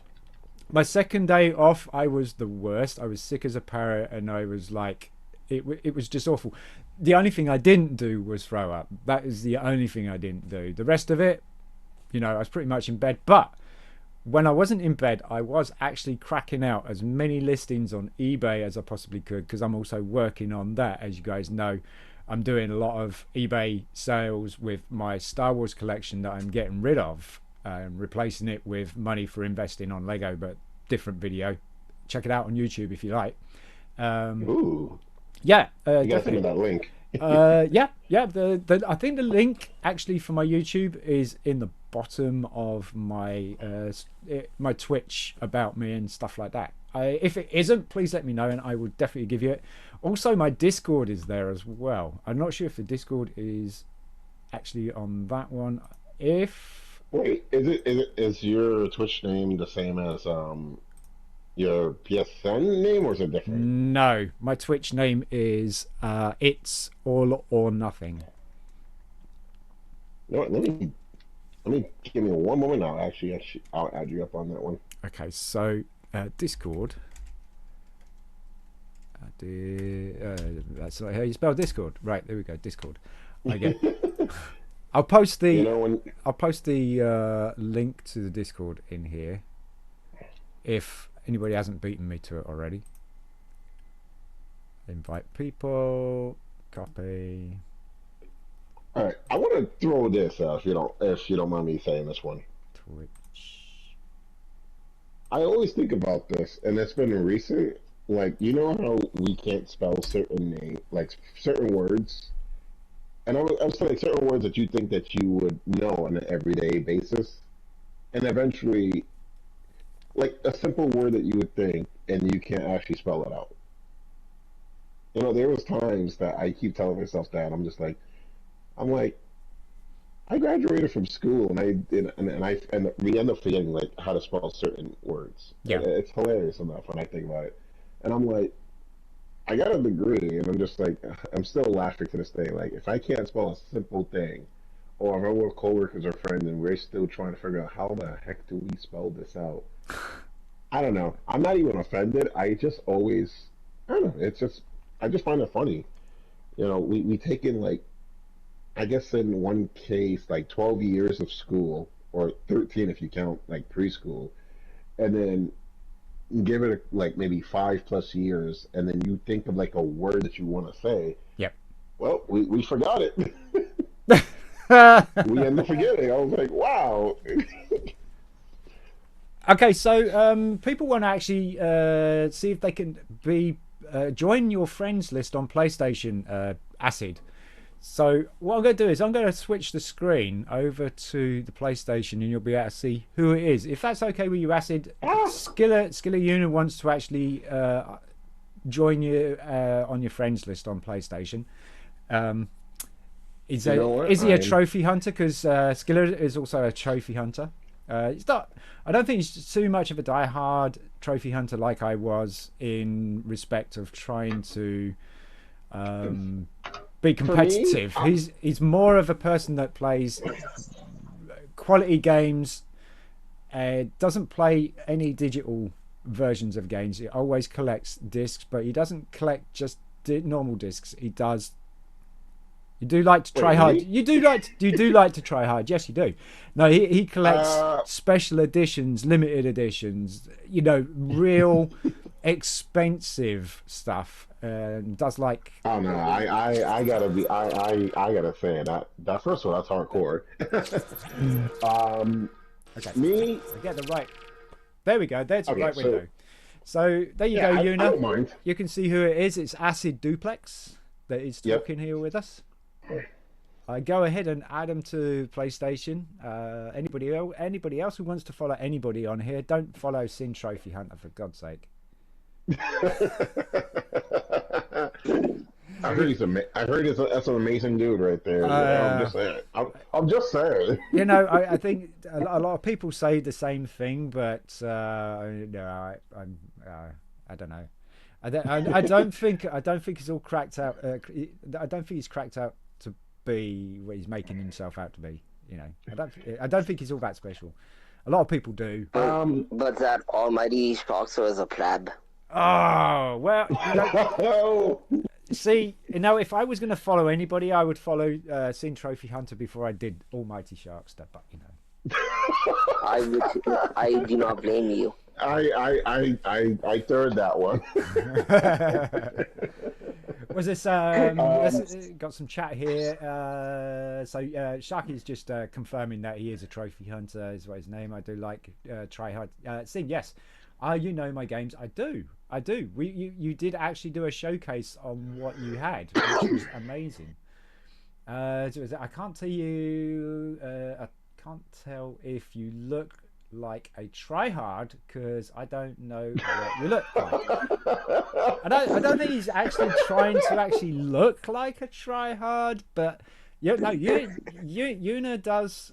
He plays some pretty quality badass games.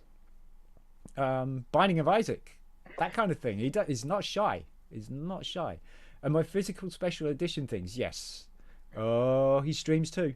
I don't know. Does it? Acid, do you stream?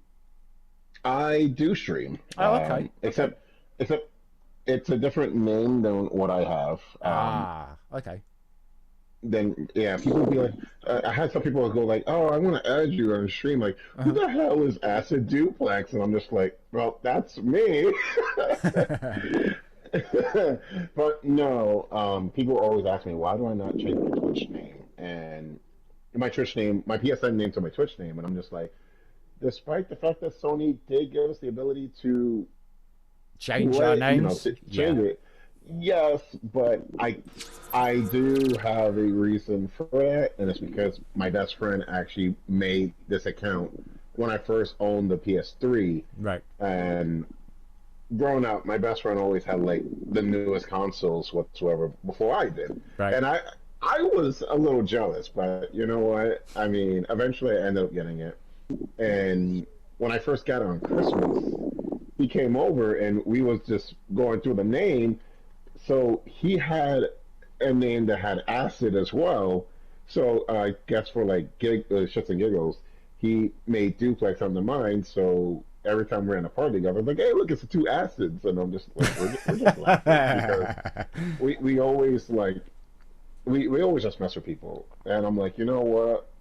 I know my best friend for like 20 years now. Yeah. Like we've been really good friends. So Yeah. like, you know, we're like brothers. So I was like, I would even change the name, like if he like for that. Like that's just two best friends just being silly. Yes, you know he did. Yeah, that was it. Deer Simulator. Did you stream that beforehand? Acid.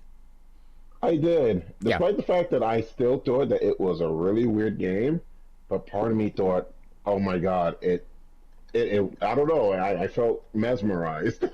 I think that was one of Sharky's latest platinums as well, wasn't it? Sharky, is that the one you were telling me about, Deer Simulator? No, Oh, Deer Hunter. it was no for me. My last three platinums was Celeste. Yeah. Oh no, Was a it's great it's one job, that by it's the one way. that you're going to be working on, isn't it? Oh, Fallout 4. Fallout 4. Okay, so there's nothing to do with deers at all. So where the hell did I get that from? So Belch is saying, I think that SinnTrophyHunter dude should make a swift return to the gaming scene. Ooh. Oh,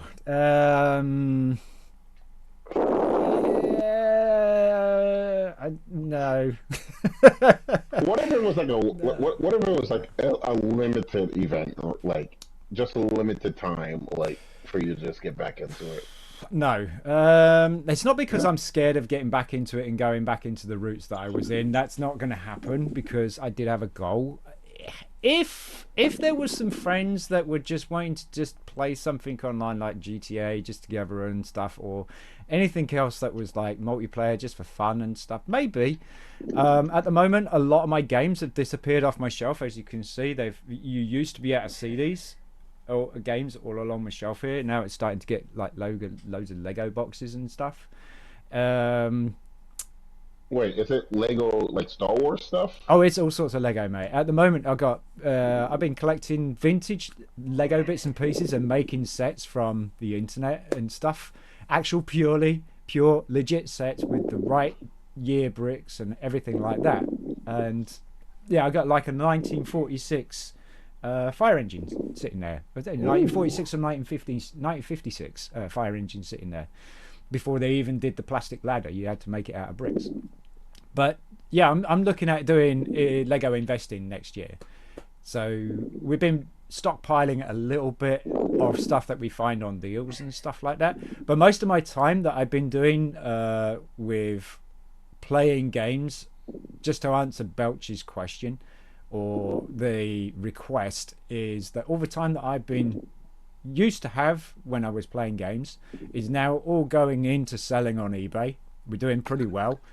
We need to get rid of the Star Wars collection by the end of the year, or most of it, so that we've got enough room for the next place that we move into, because we will be moving out of this flat and into a house, which is going to be cool. But I can't have a whole massive Star Wars collection and Lego collection at the same time. So Lego is getting replaced. Yeah, the Star Wars is getting replaced with Lego because Star Wars needs to go. Its values are dropping dramatically.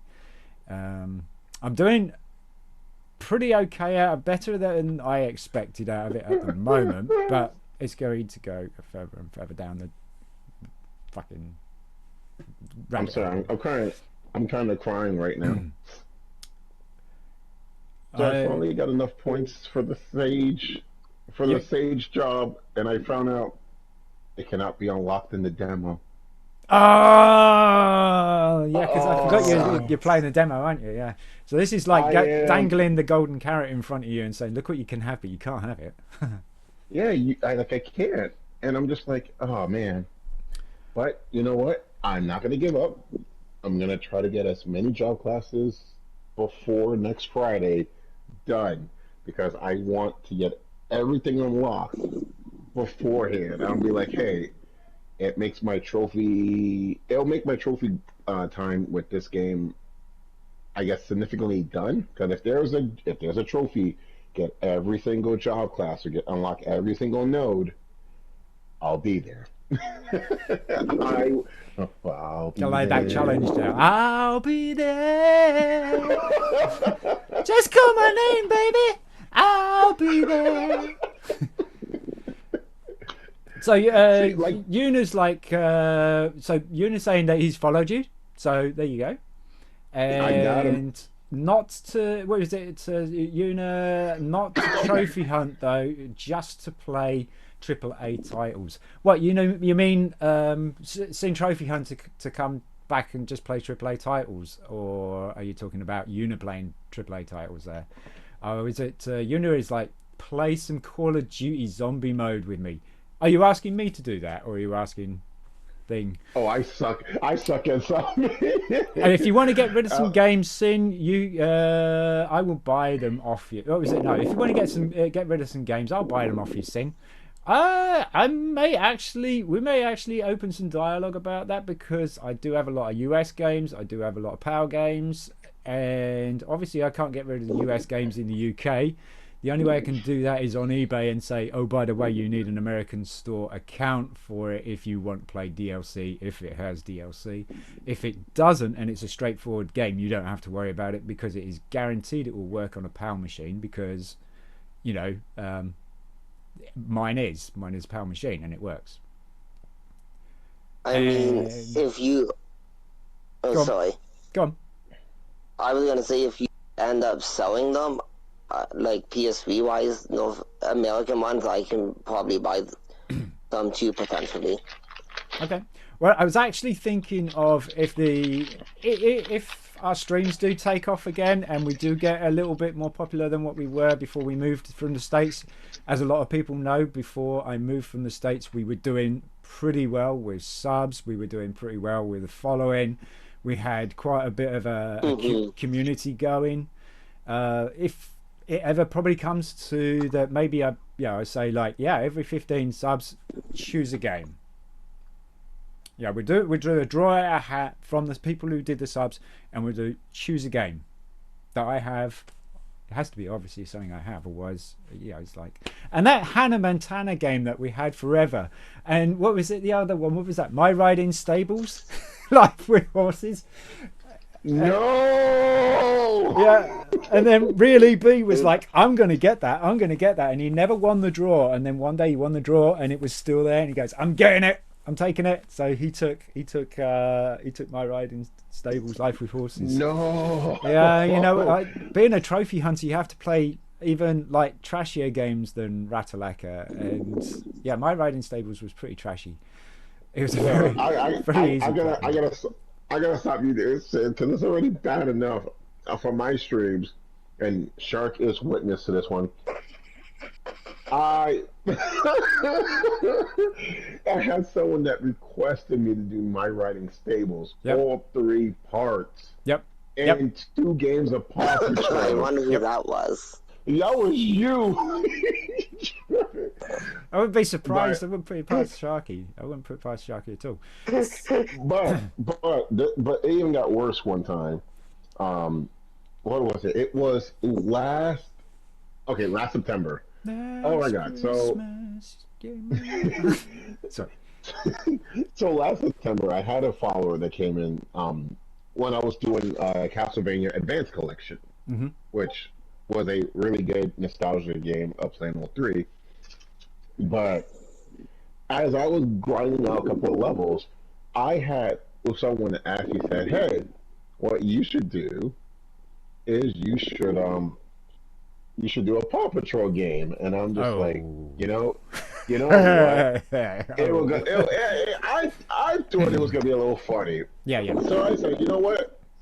Because I feel like I wasn't going to believe in the fact that my viewers were going to actually do so. I said, hey, if we get like 24, yeah, I think it was, if we end up getting like 20, was it 24? Yeah, it was 24 subs. Yeah. I'll do it. Yeah. I'll end up doing it. Yeah. 2 streams later, I hit 24, and I was like, I really underestimated this. I really did. Yeah, you thought it was going to take a little bit longer to get there, and all of a sudden it happens overnight. Yeah. Yeah, I did. And I was like, okay. So someone goes like, well, how about you do, the same person goes like, how about we double it? Oh. And like, you get 50, and like within 2 weeks, you get Peppa Pig. You do the Peppa Pig. Oh, I did Peppa Pig. I did Peppa Pig. I did. Peppa Pig. I did. Came out like 3 weeks before I even got it. Yep. So next thing you know, within 3 streams, yep, hit 50. I was like, I don't even. I feel like I underestimated. Yep. The amount of individuals that wanted to see it. Yep. And I don't think it's so much they want to see it. It's because, it's this stupid thing that people love watching people or actually having control of other people to go and put them in a destiny where they have to play Peppa Pig. Because when it first came out, I think it was Platinums and Trophies was telling me about Peppa Pig, and we did like we played the intro, or we played the trailer on my stream, and we were like, shit, I'm getting that. We're going to be doing that as soon as it comes out. We're getting that. And so as soon as it came out, came out digital first, and I picked it up and I platinumed it on that one, in one day, easy. But it was such an amusing game with the stream watching and the chat and everything like that. And they were like, I can't believe you actually did this. I mean, if I lowered myself to doing Hannah Montana and the other one, what was the other one? Oh God, it's the no, I can't remember. It's a Disney one, or it's a DreamWorks. No, it's a DreamWorks one. Megamind. If I can lower myself and do games like that, game. It's a good game actually. It's kind of funny. I never did Megamind. It's a pretty good game. I would definitely recommend it. We got was it Acid Play, Black Ops 3, was it Monster Hunter World, Ice Black, Black Ops Ice 4. Black. I think it's Ice. It's actually Iceborne, but Iceborne and Black were one word by the looks of things. So Black Ops 4, which you can play together, that would be nice. I gotta reinstall that. I mean, I don't know why, because I feel like Black Ops 4 kind of felt like off to me. Or maybe because there was a lack of a single player. Because I do like most single player games in a Call of Duty game. I mean, multiplayer has its moments until it does. I feel like they hacks and everything. Zombies, I'm okay, but I'm not as great. So I suck at zombies. I'll play it, but I just suck at it. When people are like, "I want to do the Easter eggs," and I'm like, "Yeah, that's all you kind of see on streams now, isn't it? People doing Easter eggs." I'm not going to follow your steps because I know I'm gonna. And I usually tell people I'm gonna be that black sheep that's going to actually just wild card your group into the submission of a game over. Funny enough, it's funny. You see some people doing some Easter eggs, and it takes them 5 hours to do one or prep it. Which I'm surprised that they end up doing it. I mean, hey, I got to give them kudos. But exactly. There's trophy hunters and there's trophy hunters, and those are morons. And a lot of them are good friends as well, and they did an absolutely brilliant job. So Belch is also suggesting that or get an F1 simulator. I'll then take you on a tour around Monaco. That'd be cool. I like F1. F1's cool. We got Una replying to Belch. It's fun. Just play some with friends and the older ones. What's this? Oh, what? Play the older F1s. You asked both. Okay, you asked us both, Una. And Oh, what, so for trophy. Call of Also, Duty and a all that? question: has anyone seen the new F1 McLaren Lego set? Yes. I have I'd not. do anything to get my hands on it, but it's out of stock everywhere. Yes, it is. I went to Argos, bad place to go. Day of release, and they sold out within an hour. For fuming. Yes, it is going. It is one of the. Okay, so it's a new set, right? I don't understand quite why it's had the impact it has. I think it's more. I think it's more propaganda, not in like the war sense, but in the way of spreading that it is going to be a hard set, a difficult set to get later on. Everybody's buying it. I think people are hoarding it. That's what's happening. People are mass buying it and hoarding it, which means that it's going to get a very, very late return of investment, because people are just going to be spotting it out after it's retired, which is going to probably retire next year. And then they're going to be spotting it out for a little bit. And then the competition or the prices will get higher and higher. And then the amount of sets that are going out for sale will drop, where it won't be so saturated, and then you can put yours out if you wanted to, or you just want to join in the saturation type thing. But you probably stand a bit of a chance of with the return. But I think that because it's going to get hoarded so much, which is what it looks like is happening with the McLaren, is it's I don't know. I think you're going to get a fairly decent return, and it might actually go up to something ridiculous to the £500 mark. Getting a set next year or 2 years, it'll probably hit £1, but £500. But that thing looks awesome. However, there have been a couple of YouTube videos that I've watched with actual Formula One fans, also Lego fans, and they've picked it apart and said it doesn't actually represent the F1 McLaren at all. So I personally, when I saw it, it looked like an F1 car to me. It represented an F1 car. Lego, sometimes you can't really distinguish like a lot of the design and stuff like that F1 or McLaren had done compared to the actual Lego model of it. It's an immense set as well. It's like big. It's not. I don't think it's as big as the Lamborghini Sion, but that is a set that I want to get my hands on, is Lamborghini Sion, and that's actually coming down in price. It's got about 250 now. It's nowhere near my range yet, and if I got it, I'd build it. It would also be a fairly good set for investment. So there's a lot of things, but those are for different kind of videos, because we do the Lego investment channel or the Lego building channel, as well as the just podcasty type channel, which is what this is. But thanks for your comment there, Belch. And yes, I have, and yes, it is very hard to get. You could probably pick it up later on.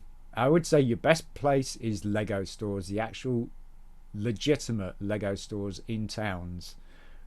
We got one that's not too far away from us, and I really want to go there, but I don't want to go there with no or next to no money, because I'd be crying like a little boy that comes out of a sweet shop that I couldn't get that lollipop, and I stamp my feet, and I'm gonna be like and then you'd be like, I want it. you just have the paddy outside the front door of Lego and stomping your feet and going round in circles going, not fair, not fair, not so I don't want to tease myself. I know I need a little bit of money to go to a Lego store. Wait. So here's a question for that one. So going through like nostalgia right there. Now, would it be easy as an adult acting like a kid because you want it, or exactly, or being a kid asking their parent to actually buy it, and then you know the answer's gonna be no. Well, yeah, you know the And answer's going to be no. and, As you're a kid, you don't think about money, do you? You don't think about where it comes from. It's like you know that your parents do this miraculous thing of getting an item out of nowhere. You know, so you don't understand why you can't have it. Have I been naughty? It's like no, it's just basically no, I can't afford it. You know, it's like we can't afford it, Sean. Sorry, we can't afford it. We'd love to get you it, but we can't afford it. It's too out of our price range, that kind of thing. And then you might understand a little bit better than it's like no, you think you're being naughty, and then you do become naughty. You stamp your feet, sit on the floor, grind your butt across the floor. You know, they try to pick you up and you're dragging your feet, and it's like, nah, and you do that as an adult. That would be freaking hilarious, wouldn't it? see, I don't know Your if I wife's ever trying went to to drag that you. part. Your wife's trying to drag you away, and all you're doing is sitting on the floor, and you're getting scooted along because your wife's dragging you, and then you're like digging your heels in, and it's like, no, I want it, I want it, I want it, I want it, I want it, I want it. Yeah, I think As you that know, become that funny. security is like, as you know, security is just trying to get you out of the Yeah. from Yeah, no. Now I'm being detained and I'm in a straitjacket, and I'm still having a paddy outside outside the Lego store. I know that I would tease myself if I didn't have enough money. Or is this? I did the Easter egg in Cold War last time. Ooh. That did you do that with what's his face? Ah, God, I can't remember his name now. I should remember his name because I was a supporter of his channel for a while, but this is the thing, I don't have a very good memory. And I think it was you were with him, you know. Was it? I don't necessarily like Lego. Heck, I love Lego, man. I just love Formula One. Yes, I know you're a big Formula One fan because when you first joined the channel and stuff, and then we were talking about a few sports, and you're a Spurs fan and stuff like that. I know you're a Spurs fan. You're a Chelsea fan, and you were talking to DJ and Dark, and then you were like, do you like sports? And I was like, man, I'm not really into sports, but I do like Formula One back in the day. Used to love it. And then you were like, oh my God. So yeah, I know that you're a big F1 fan. F1, and the McLaren car is driven by my favorite driver, Lando Norris. See, I'm not that well versed in the newer side of Formula One. It's Chelsea. Yes. Yeah, I corrected myself. It's not Tottenham. Those two are Tottenham. You're Chelsea, and then they're like, ooh.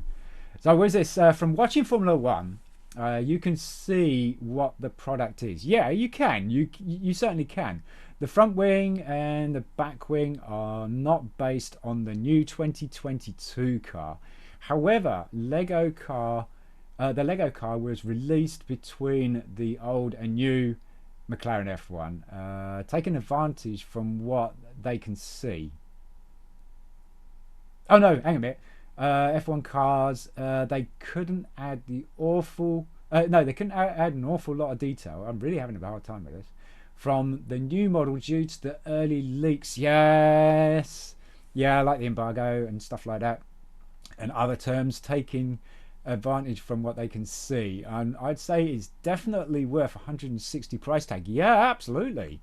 I mean, for you know, the Lamborghini Sion being 250 quid used to be a 300 pound kit, and then you've got the F1 McLaren, which is really, really nice, although I am a little bit disappointed with the wheels. The tires, I thought that they were going to be printed parts, you know, with the tire logo manufacturer. That's in blue, I believe. It looks like blue. It's actually a sticker. That sucks. I would have thought the tires, because the kit being the quality it is, I would have thought the tires would have had printed parts on the wheels. That would have been cool. Being it sticker, I don't know.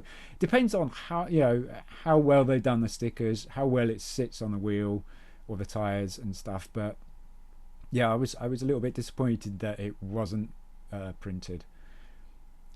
But for 160 quid, it's a steal. It's no wonder why it's getting hoarded, because it is going to be pretty big. I don't think it's going to be a set that is going to be re-released or revised anytime soon. In fact, they may even bring out other team designs. That would be nice to actually have a Lego set of F1 cars at that, each of them at the scale of the first one. I think that would be a really, really cool piece, because you can make a pretty decent diorama of a grid, or a kind of a race in action, that kind of thing. You could do quite a lot with a whole set of Formula One design cars with official teams colours and everything else like that. I think it could do well, and 160 quid is a steal, definitely. I would pick one up. I don't think I'd even wait for a sale. It's a pretty decent price. However, jump on that. Yeah, exactly. And however, if the Lamborghini Sian went down to that price, I'd be breaking your arms, because I'd take it off you. But there you go. That's my Lego piece. So yeah, back to what we were doing.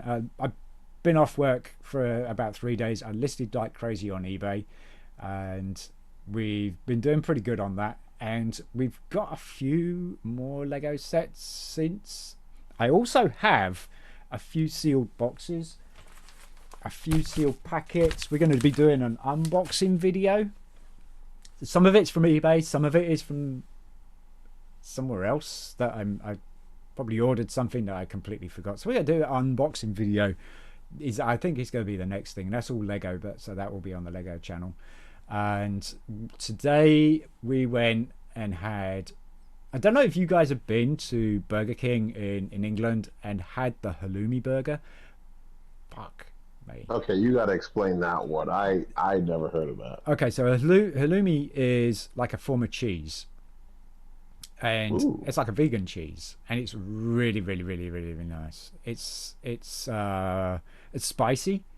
It's not a solid cheese as such, and it's mostly fried. It's a big lump of cheesy lump, and then you slice it, put it in a pan, fry it. It's awesome cheese, and they put it in basically the halloumi strips, so they make them like their fries. Well, they'll lay them in the burger bun with salad and everything like that. Fresh onion ring, that's a raw onion ring, so it's all proper salad, and it is to die for. I loved it so much. We had that today, and we had we had the jalapeno bites as well, which is yum. Being out of the States, one of the things we do miss is actual legitimate Mexican food, because when you were in Arizona, you would get actual legitimate Mexican food, because they're proper restaurants there and everything like that. Living off the famous Route 66, you had plenty of decent restaurants along the way. So I've seen loads of people disappointed because it hasn't got a lot of mechanics. Yeah, it doesn't actually. It is pretty much steering. I don't think even the DRS works. You can see the gearbox and the working suspension. Okay, that isn't not nothing, but it's not anything new. I would be pleased with a Lego set that had active suspension, and it had a working gearbox, and it had the pistons working. All that stuff that you would see in normal sets of that scale now. I would be more than happy with that. I wouldn't be disappointed. What they're disappointed with is no extra features. Well, what other features do you want? I mean, active DRS. Yeah. And it was this. I've spoken to people about this. They expected more, but I can't moan. what other technic mechanics can they add, because the cars don't have doors or anything which moves. No, they don't. You're absolutely right, Belch. You're absolutely right. It's suspension, active pistons, active gearbox, active steering, obviously. I mean, if you had all that and you didn't have a steering thing that turned the wheels, that would be a bit dumb. Active DRS. Was it the jalapeno bites? Are beautiful. They are, aren't they? They really are. Yeah, I would strongly recommend the halloumi burger if you ever got a chance to get it, Belch. If you like that, if you like cheese, it's awesome. It is really, really nice. You're making my mouth water. Might have to go to Burger King when I'm next on the college break. There you go. Definitely worth picking up. Also, we went to Costa Coffee. It's a bit like a chain. I don't know if you have any over there, Acid, but we've got a chain over here. We got Starbucks over here as well, but Costa Coffee is a bit like Starbucks. And I tried the new hot cross bun latte, but I had it with oat milk, and it was hot crust bun. Yeah, that sounds so absurd, but it sounds so legit at the same time. It smelled like a hot crust bun, and it had the spice of a hot crust bun, like cinnamon and stuff like that, and it had the fruity taste of like raisins, currants, that kind of thing. But it really, what it did, it tasted like the glaze of a hot crust bun. It was yum, absolutely yum. Was it the DRS wing opens and closes, but you have to that you have to manually open and close it. It's not powered by cogs. Yeah, see, maybe that could have been incorporated. Costa Coffee is better than Starbucks. It depends. I think really it depends on where you live, because I've noticed that if you're a big fan of Starbucks and you go Starbucks everywhere and stuff like that, you're going to find your favorite one, because mainly, and I've heard people say this before, but the staff, if the staff have the heart goes into the product that they're making, or your order. If the staff can't give a shit, then you kind of get like a bit of a shoddy attempt of your coffee. And you can tell the difference instantly. But usually if it's customer service is what you like first, and then you take away the coffee and you're really enjoying the coffee, so now you've had this customer service that's made you feel pretty special, even though they've seen like hundreds of people a day. You're special, they make you feel special, they treat you with respect, and they, all the way up to your order getting put to the side on the counter for you, and them informing you your coffee's ready. Would you like anything else? Is there anything else that I can do? And all that stuff, and you walk out that door and you're okay. So now you're feeling pretty good because that person treated you special, even though we all don't think we're special. I mean, apart from some other people, they think they're special, they know they're special, and they probably are special. And you're walking out that door and you got this hot coffee and you take your first sip and it's like, oh god damn, that's good. But if you go into a place that the customer service isn't great, it's like, it's almost like you're a number. So it's like, okay, well, and then there's no real attempt and they rush your drink just to get home or wherever. You can tell the difference in it, and you're also going out the door feeling like, okay, that was a bit crap. And then you take a sip and you don't really kind of emphasize on it when you take a sip, and it's like, oh, it's coffee. You don't even like, I don't know, you don't even experience what that coffee's supposed to be, even though that coffee is probably the same as the one that you were treated specially. And it's just the whole mindset of going out and just drinking it and not being so open-minded that this coffee is like, wow. Am I wrong? Hey Jorge, how you doing? The Starbucks around my area is nice, but I find it too expensive. £7 for a coffee is mental. Yeah. And there are sometimes, I do want to push the boat out, and I want to, just have a nice coffee. My daughter, my oldest daughter, she loves, Starbucks coffee and Costa coffee and stuff like that. She's found actually her next favorite now is this new one that they've done in Costa coffee, but it only comes in the small one because it's so rich and so creamy and smooth and shit like that. I wanted to try it, so I didn't get one. I had the hot cross bun one. And I don't agree. The hot cross bun one was really nice, and I want to get the velvety smooth one next time. I do. I got itchy nose here. So Jorge, hi Sin. Was just about to head to bed and noticed that you were streaming. So people, so popped in just to say hi. Hope everything's okay. Hopefully speak soon when I'm feeling. Oh, you're not doing too good again, Jorge. Okay, mate. No worries. Well, I appreciate you coming in, mate. We're going to wrap it up. We got Acid still on, but he's muted himself at the moment. I don't know whether he knows that or not. Oh, I did only because I was eating. Okay. Little bite.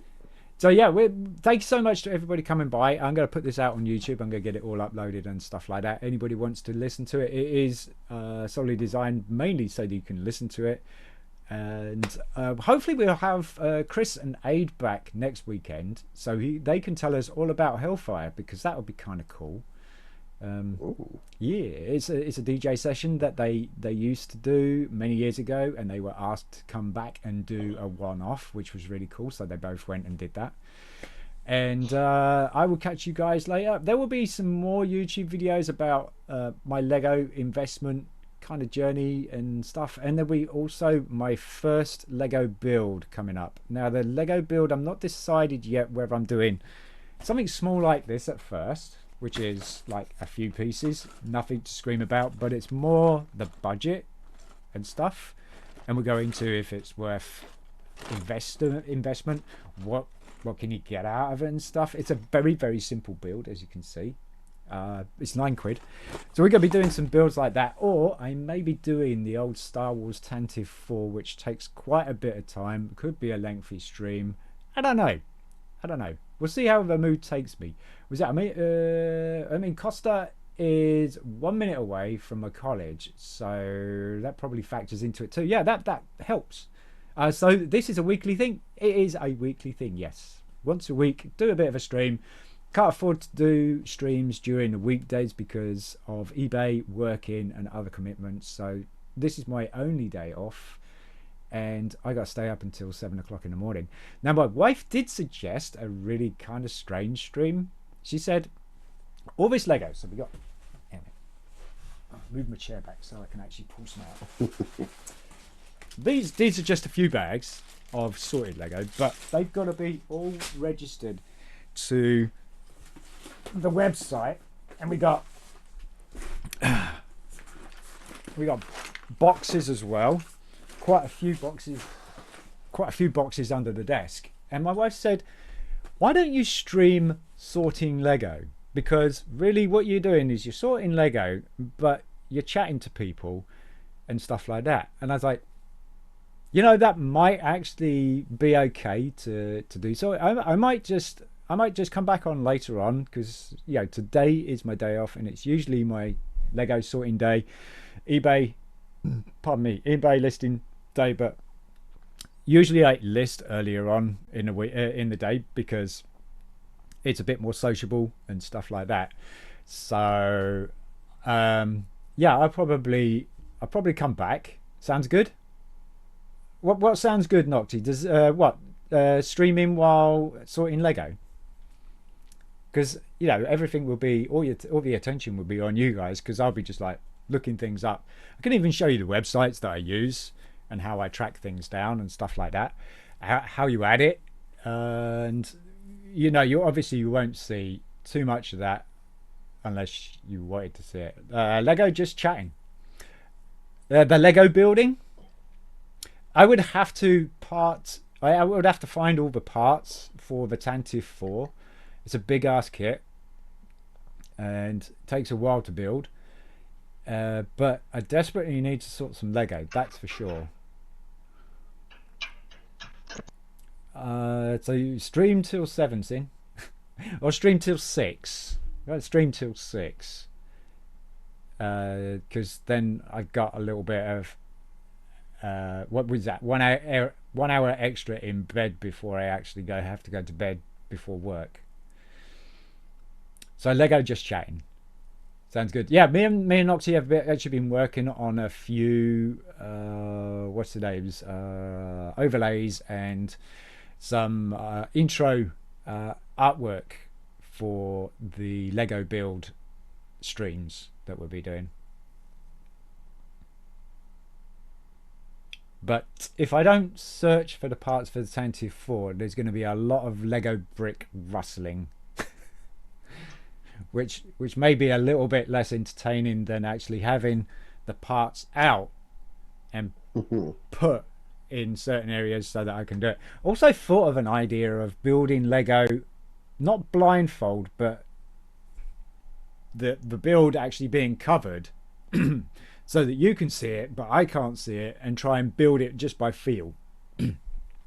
I would have the instructions in front of me so I would know that I need a 2x4 or something like that, but it could be a different coloured 2x4. We could have like a multicolored build that would be going on, but I thought that might be interesting to see if I can build without looking at it. You could even stream setting up Lego scenes. What is this? Get viewers' advice as you build it. I would need their advice. I would need their advice. You could even stream setting up the Lego scenes. So you mean actually what, the little scenes that we're making, or are you talking about preparing for a build and stuff like that? I don't know if that would be interesting. I'd be everywhere. And what did my phone just say? Did I have a bid? Buyer is paid. Ah, okay. Cool. Awesome. I'll get that sent off now. OBS scenes for Lego channel. How do you think that's going to? You could even stream setting up Lego scenes. Yeah, I mean, there's nothing really much to it, and you need to do your desktop, and when it does that funny mirror thing, it's really hard to see what you're doing, or really hard to see what the person's showing. Was it also, sorry to bring this up as it's a touchy subject, but full respect to everyone out battling at the moment, just keep themselves safe. I don't think we understand how lucky we are and not be in their position. I stand with Ukraine. Ukraine, UA. I don't know what that, but I think a lot of people are backing up or stand with Ukraine because of what's been going on, Belch. Yep. It's the whole bully thing, isn't it? And now you stand there watching the bully, and now it's enough already. And even though they're not part of NATO, I believe that we're still not going to let it. We're not going to let it kind of go by without doing something, even if it's raising aid for humanitarian rights, sending out supplies and shit like that. Neutral things and stuff. Was this also mod had a message? Yeah, it is. I won't allow that. I will deny that because it does have political. But yeah, no. I do agree with you. There's a lot of throwing toys out of the pram and stuff like that. But it is a bit of a paddy, isn't it? And I think it's been coming for a while, hasn't it? It really has. As long as you're a country that doesn't stand there and let it happen without doing something or coming to the time of actually trying to do something or help. No, that's all right, Belch. It's all right. I just don't want to get slapped. It's not because of you. It's because if I let it go, then it's like, oh yeah, you shouldn't have let that go. So best be safe and sorry. I'm protecting my own AAS. All right, so we could be back. I don't know, with a Lego build or Lego sorting. I'd say the Lego sorting desperately needs doing. It's a bit tedious. Or a Lego build. I do like to slap myself. You're absolutely right, you know. I do like to poke myself in the eye as well. I've done that a few times. Not today, though. Not today. What, Lego pieces? No, just slap myself in the eye.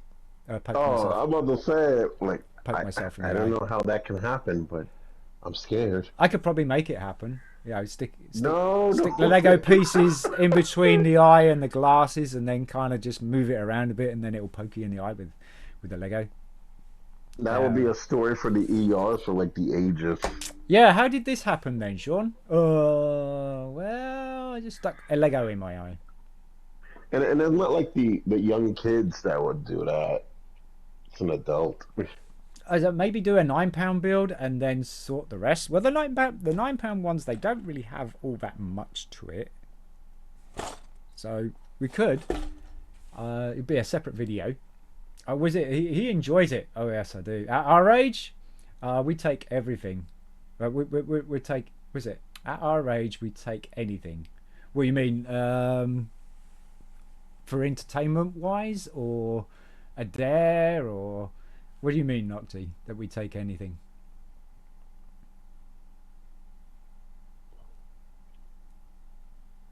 And how was family time, by the way? Tony time is family time.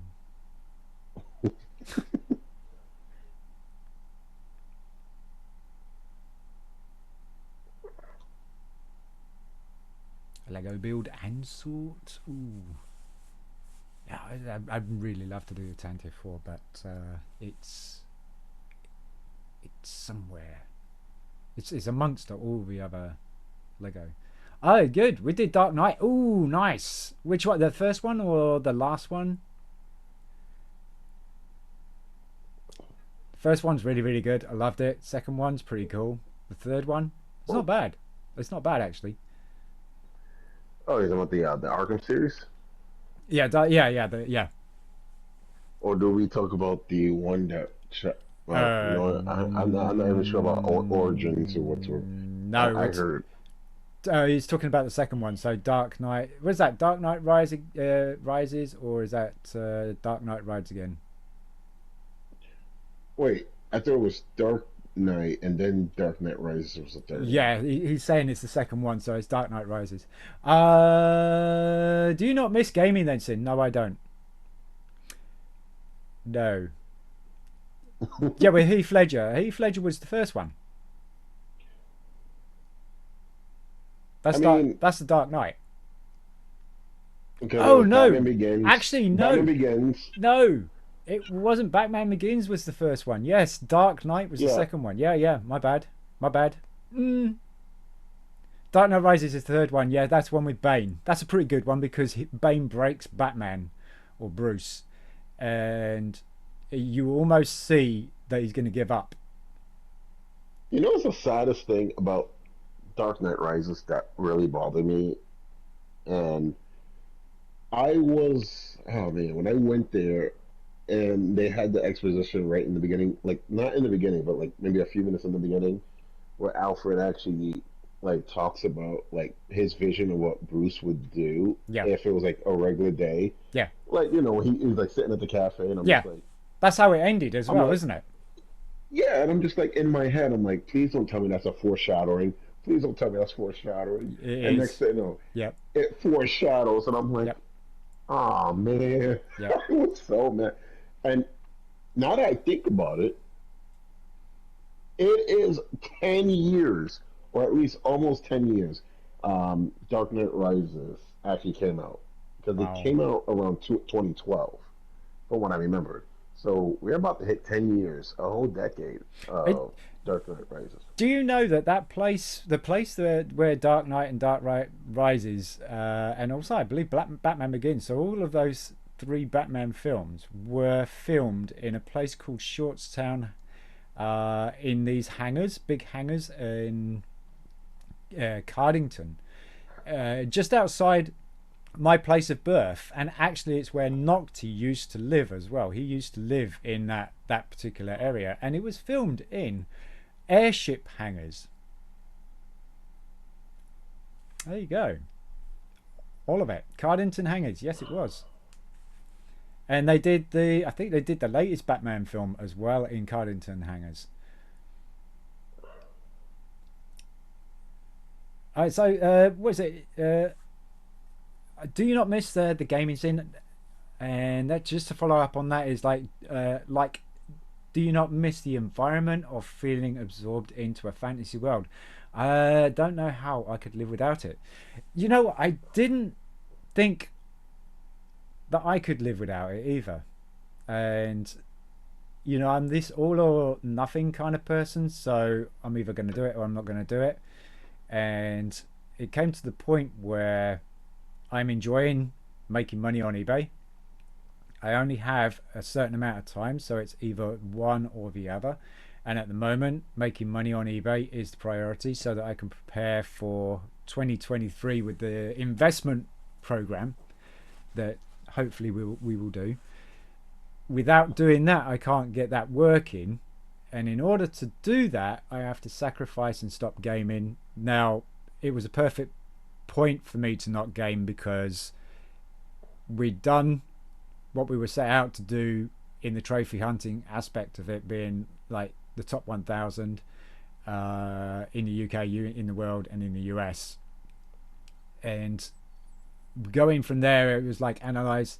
I said this a little bit earlier on in the stream, that analyze what I would have to do to make it go forward a little bit more. Do I want to go forward anymore? Because when I first started streaming and announced my goal of what I was set out to do was to be the top 1,000 in the world, United States, and possibly the UK. Because I lived in the United States, it was always the United States and the world at the time. That I even said, when I get to that, what am I going to do next? My honest answer was, I don't know. You know, and then when I came to the conclusion of it a couple of months ago and said, do I want to go any further? And I was brutally honest that it's no, I don't want to go any further. There would be too much at risk. One being my family, because to be as good as that, you're going to have to make some real personal sacrifices. And is it worth doing that? Of course it's not. If I'm not a family person and I was singleton and I didn't even have a girlfriend and I wasn't even interested in a social life, yeah, and I would be world's number one if I had that kind of life. But I don't. I have a family life, and I have a job as well. Not to say that some of the top trophy hunters don't have jobs. I'm just saying that the job takes up time, family takes up time. Gaming is there's not much time left, so I would rather make money and prepare for the next investment than play games. It took me 3 years to do what I did, so it's not really wasted time in my life.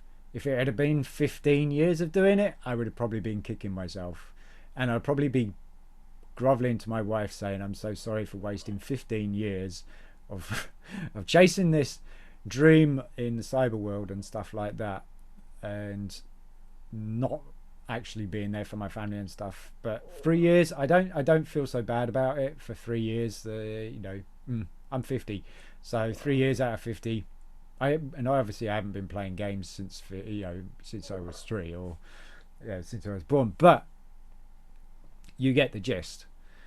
This sounds personal, but does the Twitch money not supply enough? And it was never about the Twitch money, mate.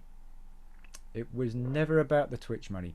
What the Twitch money started was the giveaways. That's what the Twitch money did. So basically, the Twitch money I would get, I would be able to give away stuff, because the Twitch money would actually pay for the postage and packaging. And then we got really popular to the point where we could actually buy a game brand new on demand, play it, send it out, and still the subs were paying for it, because we were getting like 50 subs. For consistency, we were getting 50 subs, which was really cool. I was enjoying that because it was supporting giveaways left, right, and center. It was supporting a lot of things. It was getting us quite popular, and then, but it's never been about the money. If I were to make money, I wouldn't be doing Twitch. But the reason why I'm trying to make or making money now is because there is an investment that I want to do, and in order to do that, I need to sell my old investment. There we go. Was that? I have respect. If you don't want to answer that personal question, no. There you go. I answered it. That was deep. It was never about the money, and I think a lot of people who know me from the channel before you came in, Belch, they will testify to you that it was never about the money. It was never about the money. As soon as the money started coming in, I actually wanted to give it back to people by growing the channel, increasing the community, helping out, and sending stuff out free, even though it wasn't free because it was costing subs. But you know, with that combined, it wasn't really costing that much, and I was able to do quite a bit with it to give back. So yeah, Twitch payouts, no. If I was like Dr. Disrespect and stuff like that, and it was my actual living, maybe, because I was actually set out to be a businessman and stuff like that. Whereas I wasn't set out to be a businessman. I didn't set out to be a businessman. What I wanted to set out to be was one of the top trophy hunters in the world, get some recognition, and be with some of the top trophy hunters in the world. And we got to meet quite a few really good, well-established top trophy hunters, and be part of the community, be their friends, actually play some games with them and stuff, which was awesome. So I think we lived our life of trophy hunter to what I wanted it to be, and anything other than that, I would not be able to financially support at all. Is it you have to live out a dream, Sin? Oh yeah, my dream is to do what I'm doing. I know I meant that. Would the Twitch money be more than eBay money? No, I'm making much more on eBay than I ever did on Twitch.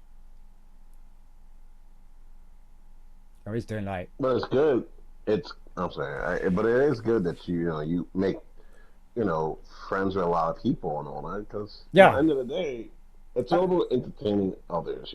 It was all so it all started with Matty Matt, and Matty Matt then asked me to join him, and then we became partners in crime, as it were, and then we built up such a good community. It was a very strong community, and we were all about charity. Then Nocti came in. Nocti is like the charity king. We helped out Nocti get back on his feet to carry on with the charity work he'd done. We'd done all sorts of things. We'd done some crazy ass things as well. And it was all about community. It was always community first. With the money that I made from Twitch, you're probably getting like 300 a month. Obviously, definitely not anything that you would be able to get to supplement your work, your actual full-time job. And eBay's not doing that either, but it's coming in a lot faster. But eBay is like, it's not a daytime job. It's a big gamble on each one of them, but it's all about how you list it, how you take the photos, and what keywords you use, that kind of thing. But I don't have an endless supply of stuff for eBay. It just literally, it's my personal collection of Star Wars stuff. So I'm going to run out of inventory soon, so it's not a permanent thing. What I plan to do with it afterwards is hopefully going to be a side hustle along with my full-time job. I don't think I'm young enough or have enough years to make it a full-time thing of eBay unless some miraculous thing happens that I become pretty well established in contacts and stuff like that. I don't know, but no, I do eBay quite a bit better than Twitch. Was this was NFTs? No, no, heck no. Was it was this not by a long shot? Twitch money is only what the viewers put into the channel. Yeah, it is. Even if you're an affiliate or even a partner, it really is down to what your channel does. It's not what you do, although you do have quite the influence on what quality you put out, what kind of content you put out, is whether people like it, because you're not going to stick with a TV show or something like that is absolute pants. Yeah, you might watch it for the first couple of episodes because, you know, it's a new show and you want to see if it gets better. Good example, you watch the early seasons or the early episodes of Star Trek Next Generation and it's like, oh, what is this? But later on becomes a phenomenon. It looks after itself. It actually lives up to the expectations of what Gene Roddenberry would have wanted and stuff like that. But it was really rough around the edges at first. In fact, you'd be like laughing. And it's the same thing. You know, you're going to stick with the channel for a bit and then you find out, okay, is this all it is? It's a kind of bit stale. You do get a bit stale. Twitch is quite the thing where you do have to keep it kind of fresh every now and then, or any channel, even my YouTube channel, YouTube videos, I gotta try and keep up with that. Try and get maybe 2 videos out a week. That be kind of constant, and there won't be overly massively long videos. Like this one is actually going into like 2 hours and 47 minutes. It's longer than the last one.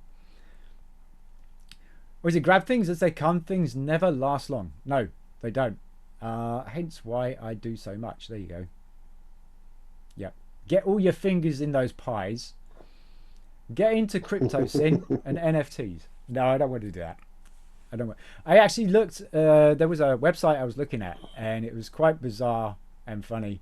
And then I signed up to more information, and now I keep getting phone calls and phone calls and phone calls from people who have like Asian or Indian accents, and they're trying to do bitcoins, and I'm like, nope. If it would have been like 7 years ago, yeah, but I think it's been watered. I think it's been dried out. I think it's been, you know, it's been drained, shall I say. That Bitcoin now is not as powerful as it used to be, not as easy as it used to be, and shit. And what I don't get about this is they put a video out, and it's an advert, right? So first of all, what YouTube? Why would you put a video out of a company that made the video in 2016, and they're saying in the video that it's free to start or free information, when you find out that you actually go and sign up because it's free, so it's not going to hurt to read the information or get a little bit more information on it, and then find out it's £250 buy-in. It's like, okay, well, £250 buy-in isn't too bad, and Bitcoin might work. You might get a bit of investment in on it. Yeah, exactly. Why would YouTube put an advert out that is 16 years old?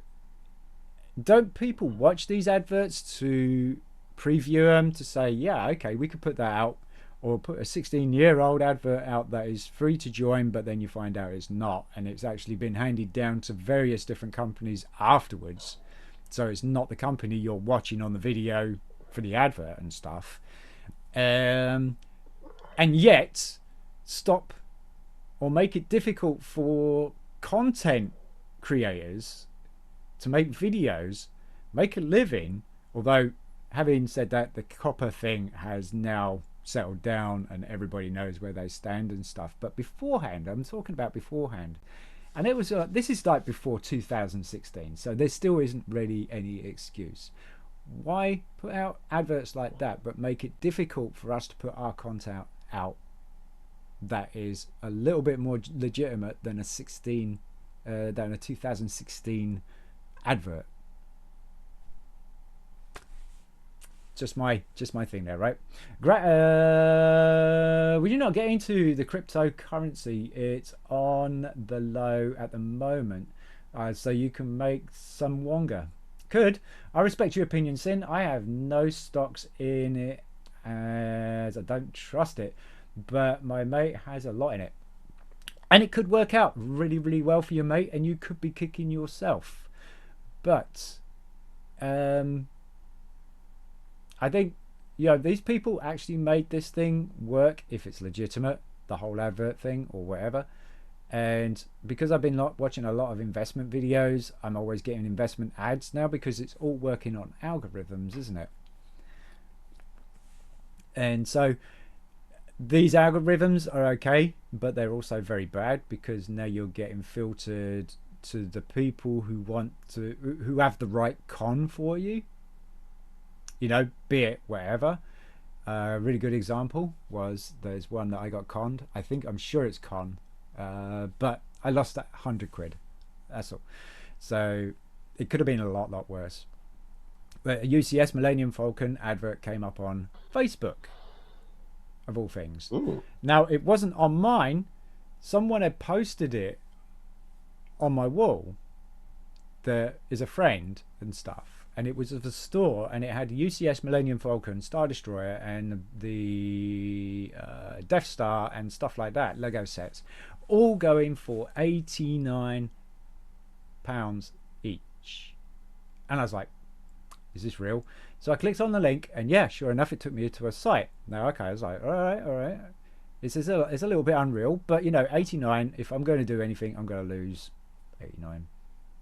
So I ordered a UCS Millennium Falcon, and it hasn't been quite the time yet where it will be past when it should have been arrived, but it's all a little bit make-believe, I think, because when I went back to the store website, because I bookmarked it, I went back to the store website address had changed, and the whole front of the website had changed as well.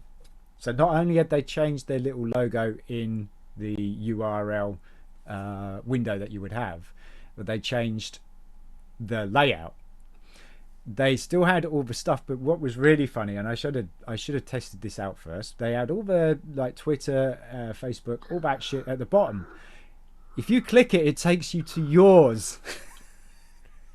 It don't take you to the companies, and I should have tested that out first. So I lost out. I think I lost out on 100 quid now, or 80 quid. Now, if for some reason it is actually legit, and I do get a Falcon or something like that, that's cool. But yeah, you win some and lose some. But that's what the algorithm has done, because I've been doing Lego and going into investment and shit like that, that they're all pointing me into these particular con artists. And so now at the moment I'm constantly getting called on my phone, and I'm blocking some really new numbers. It's like, don't call me while I'm in bed. So they call me, and it's like, hello, is that Mr. Such and Such? And I'm like, yeah. And he goes, how are you doing today? I'm like, I'm in bed, I'm asleep. I was like, oh, okay, well, let me tell you. And I'm like, no, I'm in fucking bed, I'm a night shift worker, leave me alone. And then there was one that made a fatal mistake, because they didn't tell me who they were, they didn't tell me what they were. And one turned round to me, and because I was a little bit dopey, and I said, yeah, I'm in bed, and said, oh, well, I'm calling in behalf of such and such Bitcoin. And I was like, aha, now I know who you fuckers are. So now I block all the things. And I had a phone call today, and it was a woman, and it was a Indian woman. Hello, is that Mr. Temple? Can you please hold? I hand it over to somebody else. Thank you. And then I was like, oh no. Okay. And then this gentleman comes on. Hello, how are you doing today, sir? And I'm like, hi, yeah, I'm doing okay. And they go, very good. I am calling from, and I'm like, okay, if this is Bitcoin, I am not interested. Thank you so much. Goodbye. And I didn't even get up. Wait. It's like, fuck. I actually was even called an arsehole by a lady. And it was basically because now I know it's Bitcoin, and she said, hello, can I speak to? And I was like, yeah. And I was like, yeah. And she goes, how are you doing today? Again, I'm in bed. Every single fucking time they call me, I'm in bed. And so I told her I was in bed and stuff like that. And she said, oh, I'm so sorry, and such and such. And I was like, look, if this is about Bitcoin, I am not interested, because I let her do the spiel. I let her throw her fucking guts out and stuff like that. And then it was my turn, and I said, look, if this is all about Bitcoin, I'm not interested. And she went, arsehole. And I was like, whoa, you want somebody to join you and you call someone an arsehole? And now I'm publicly saying it on YouTube? Go fuck yourself. There you go. I mean, hey, you have the right to say it. I mean, I do. I didn't tell her because, you know, I'm still dopey and stuff like that. And I could have actually said, wait, hold on a minute. Now you just called me an arsehole. Actually, a fucking arsehole. And you want me to join your little group? Is this how you treat your customers? Because I've been in the customer service business, and I know for certain 100% that you do not call your customers arseholes. You think about it. You say it in your head. You don't say it out loud, you stupid cow. You say it in your head. I mean, we all have. I mean, you go to Boots and you'll probably have something, and this person's almost like 5 minutes over their lunch break, and they're killing you in their head. And, you know, and you got like I don't know, a packet of Durex or something like that, you know, something stupid. And now they can't scan it because you've got obviously the one that has the really dodgy barcode that's been covered up by some sort of packaging and shit. So it's like, duh. Now that, you know, now you're dead, lying on the floor, bleeding in a pussy mess, but you're still standing there because they're only thinking about it. You don't tell your customer you are a fucking asshole. It sounds like was it a complaint? I can't lie. I get called on a date. Yeah. See, I'm blocking them. I'm telling them to leave me alone. I'm even saying respectfully, look, if this is about Bitcoin, I'm not interested. Thank you. Goodbye. That's it. So, is this? I respect your opinion. My mate put a lot of money into the Russian stocks too at the moment. Okay. As it's on the low, once it rises, he's going to run to the bank. Probably, unless we wipe, or the world wipes Russia off the face of the earth. I can't see that happening. That's not humanitarian. But did you know Lego is worth more than gold at the moment? Why do you think I'm investing in it, Belch? I knew that a long time ago. If you actually watched one of my earlier videos, I did say that Lego is worth more than gold in investment. Yes, I do, mate. I do. Get those calls all the time at the yard. Oh gosh. Hello, is that Mr. Sean? I am calling because I have some tires for you. He's like, no, I didn't order any tires, mate. Oh, well, let me tell you about the Bitcoin. It's like, fuck off. Oh, is it, you know, as soon as you answer them, yes, you know it's auto. Oh, yeah, no. I mean, if there's like the automated one, I mean, if you can't be asked to actually call me in person, I'm not going to like listen to you. It's just like, you can hear that, and then it comes in. It's like, bye. Forget it. Anyway, let's wrap it up. I'll probably be back in a bit. We'll probably have like a build or a sort. I don't know if we're going to be back. I don't know.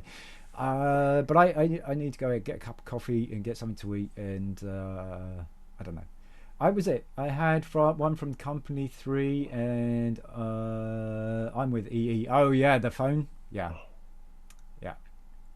I mean, those kind of things are okay, but when you're doing like the investment thing, and you've called on something that was made in 2016, and you're saying that it's free and stuff, and the only way I found out it was 2016 was the guy.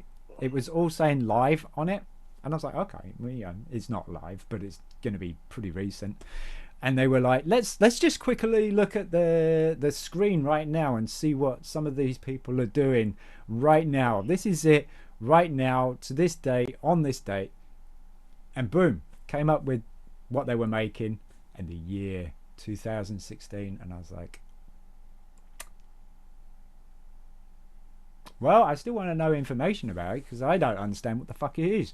So let's get some information about it and look at it, because we are always looking into the investment side. Was that okay, Sid? Have a good one. Yes. That's the closing out. Later, folks. Thank you so much for coming by. Remember to like and subscribe if you managed to watch all the way through this video and caught the like and subscribe. Give us a thumbs up. Give us a thumbs down. Whatever. And I will see you in the next one.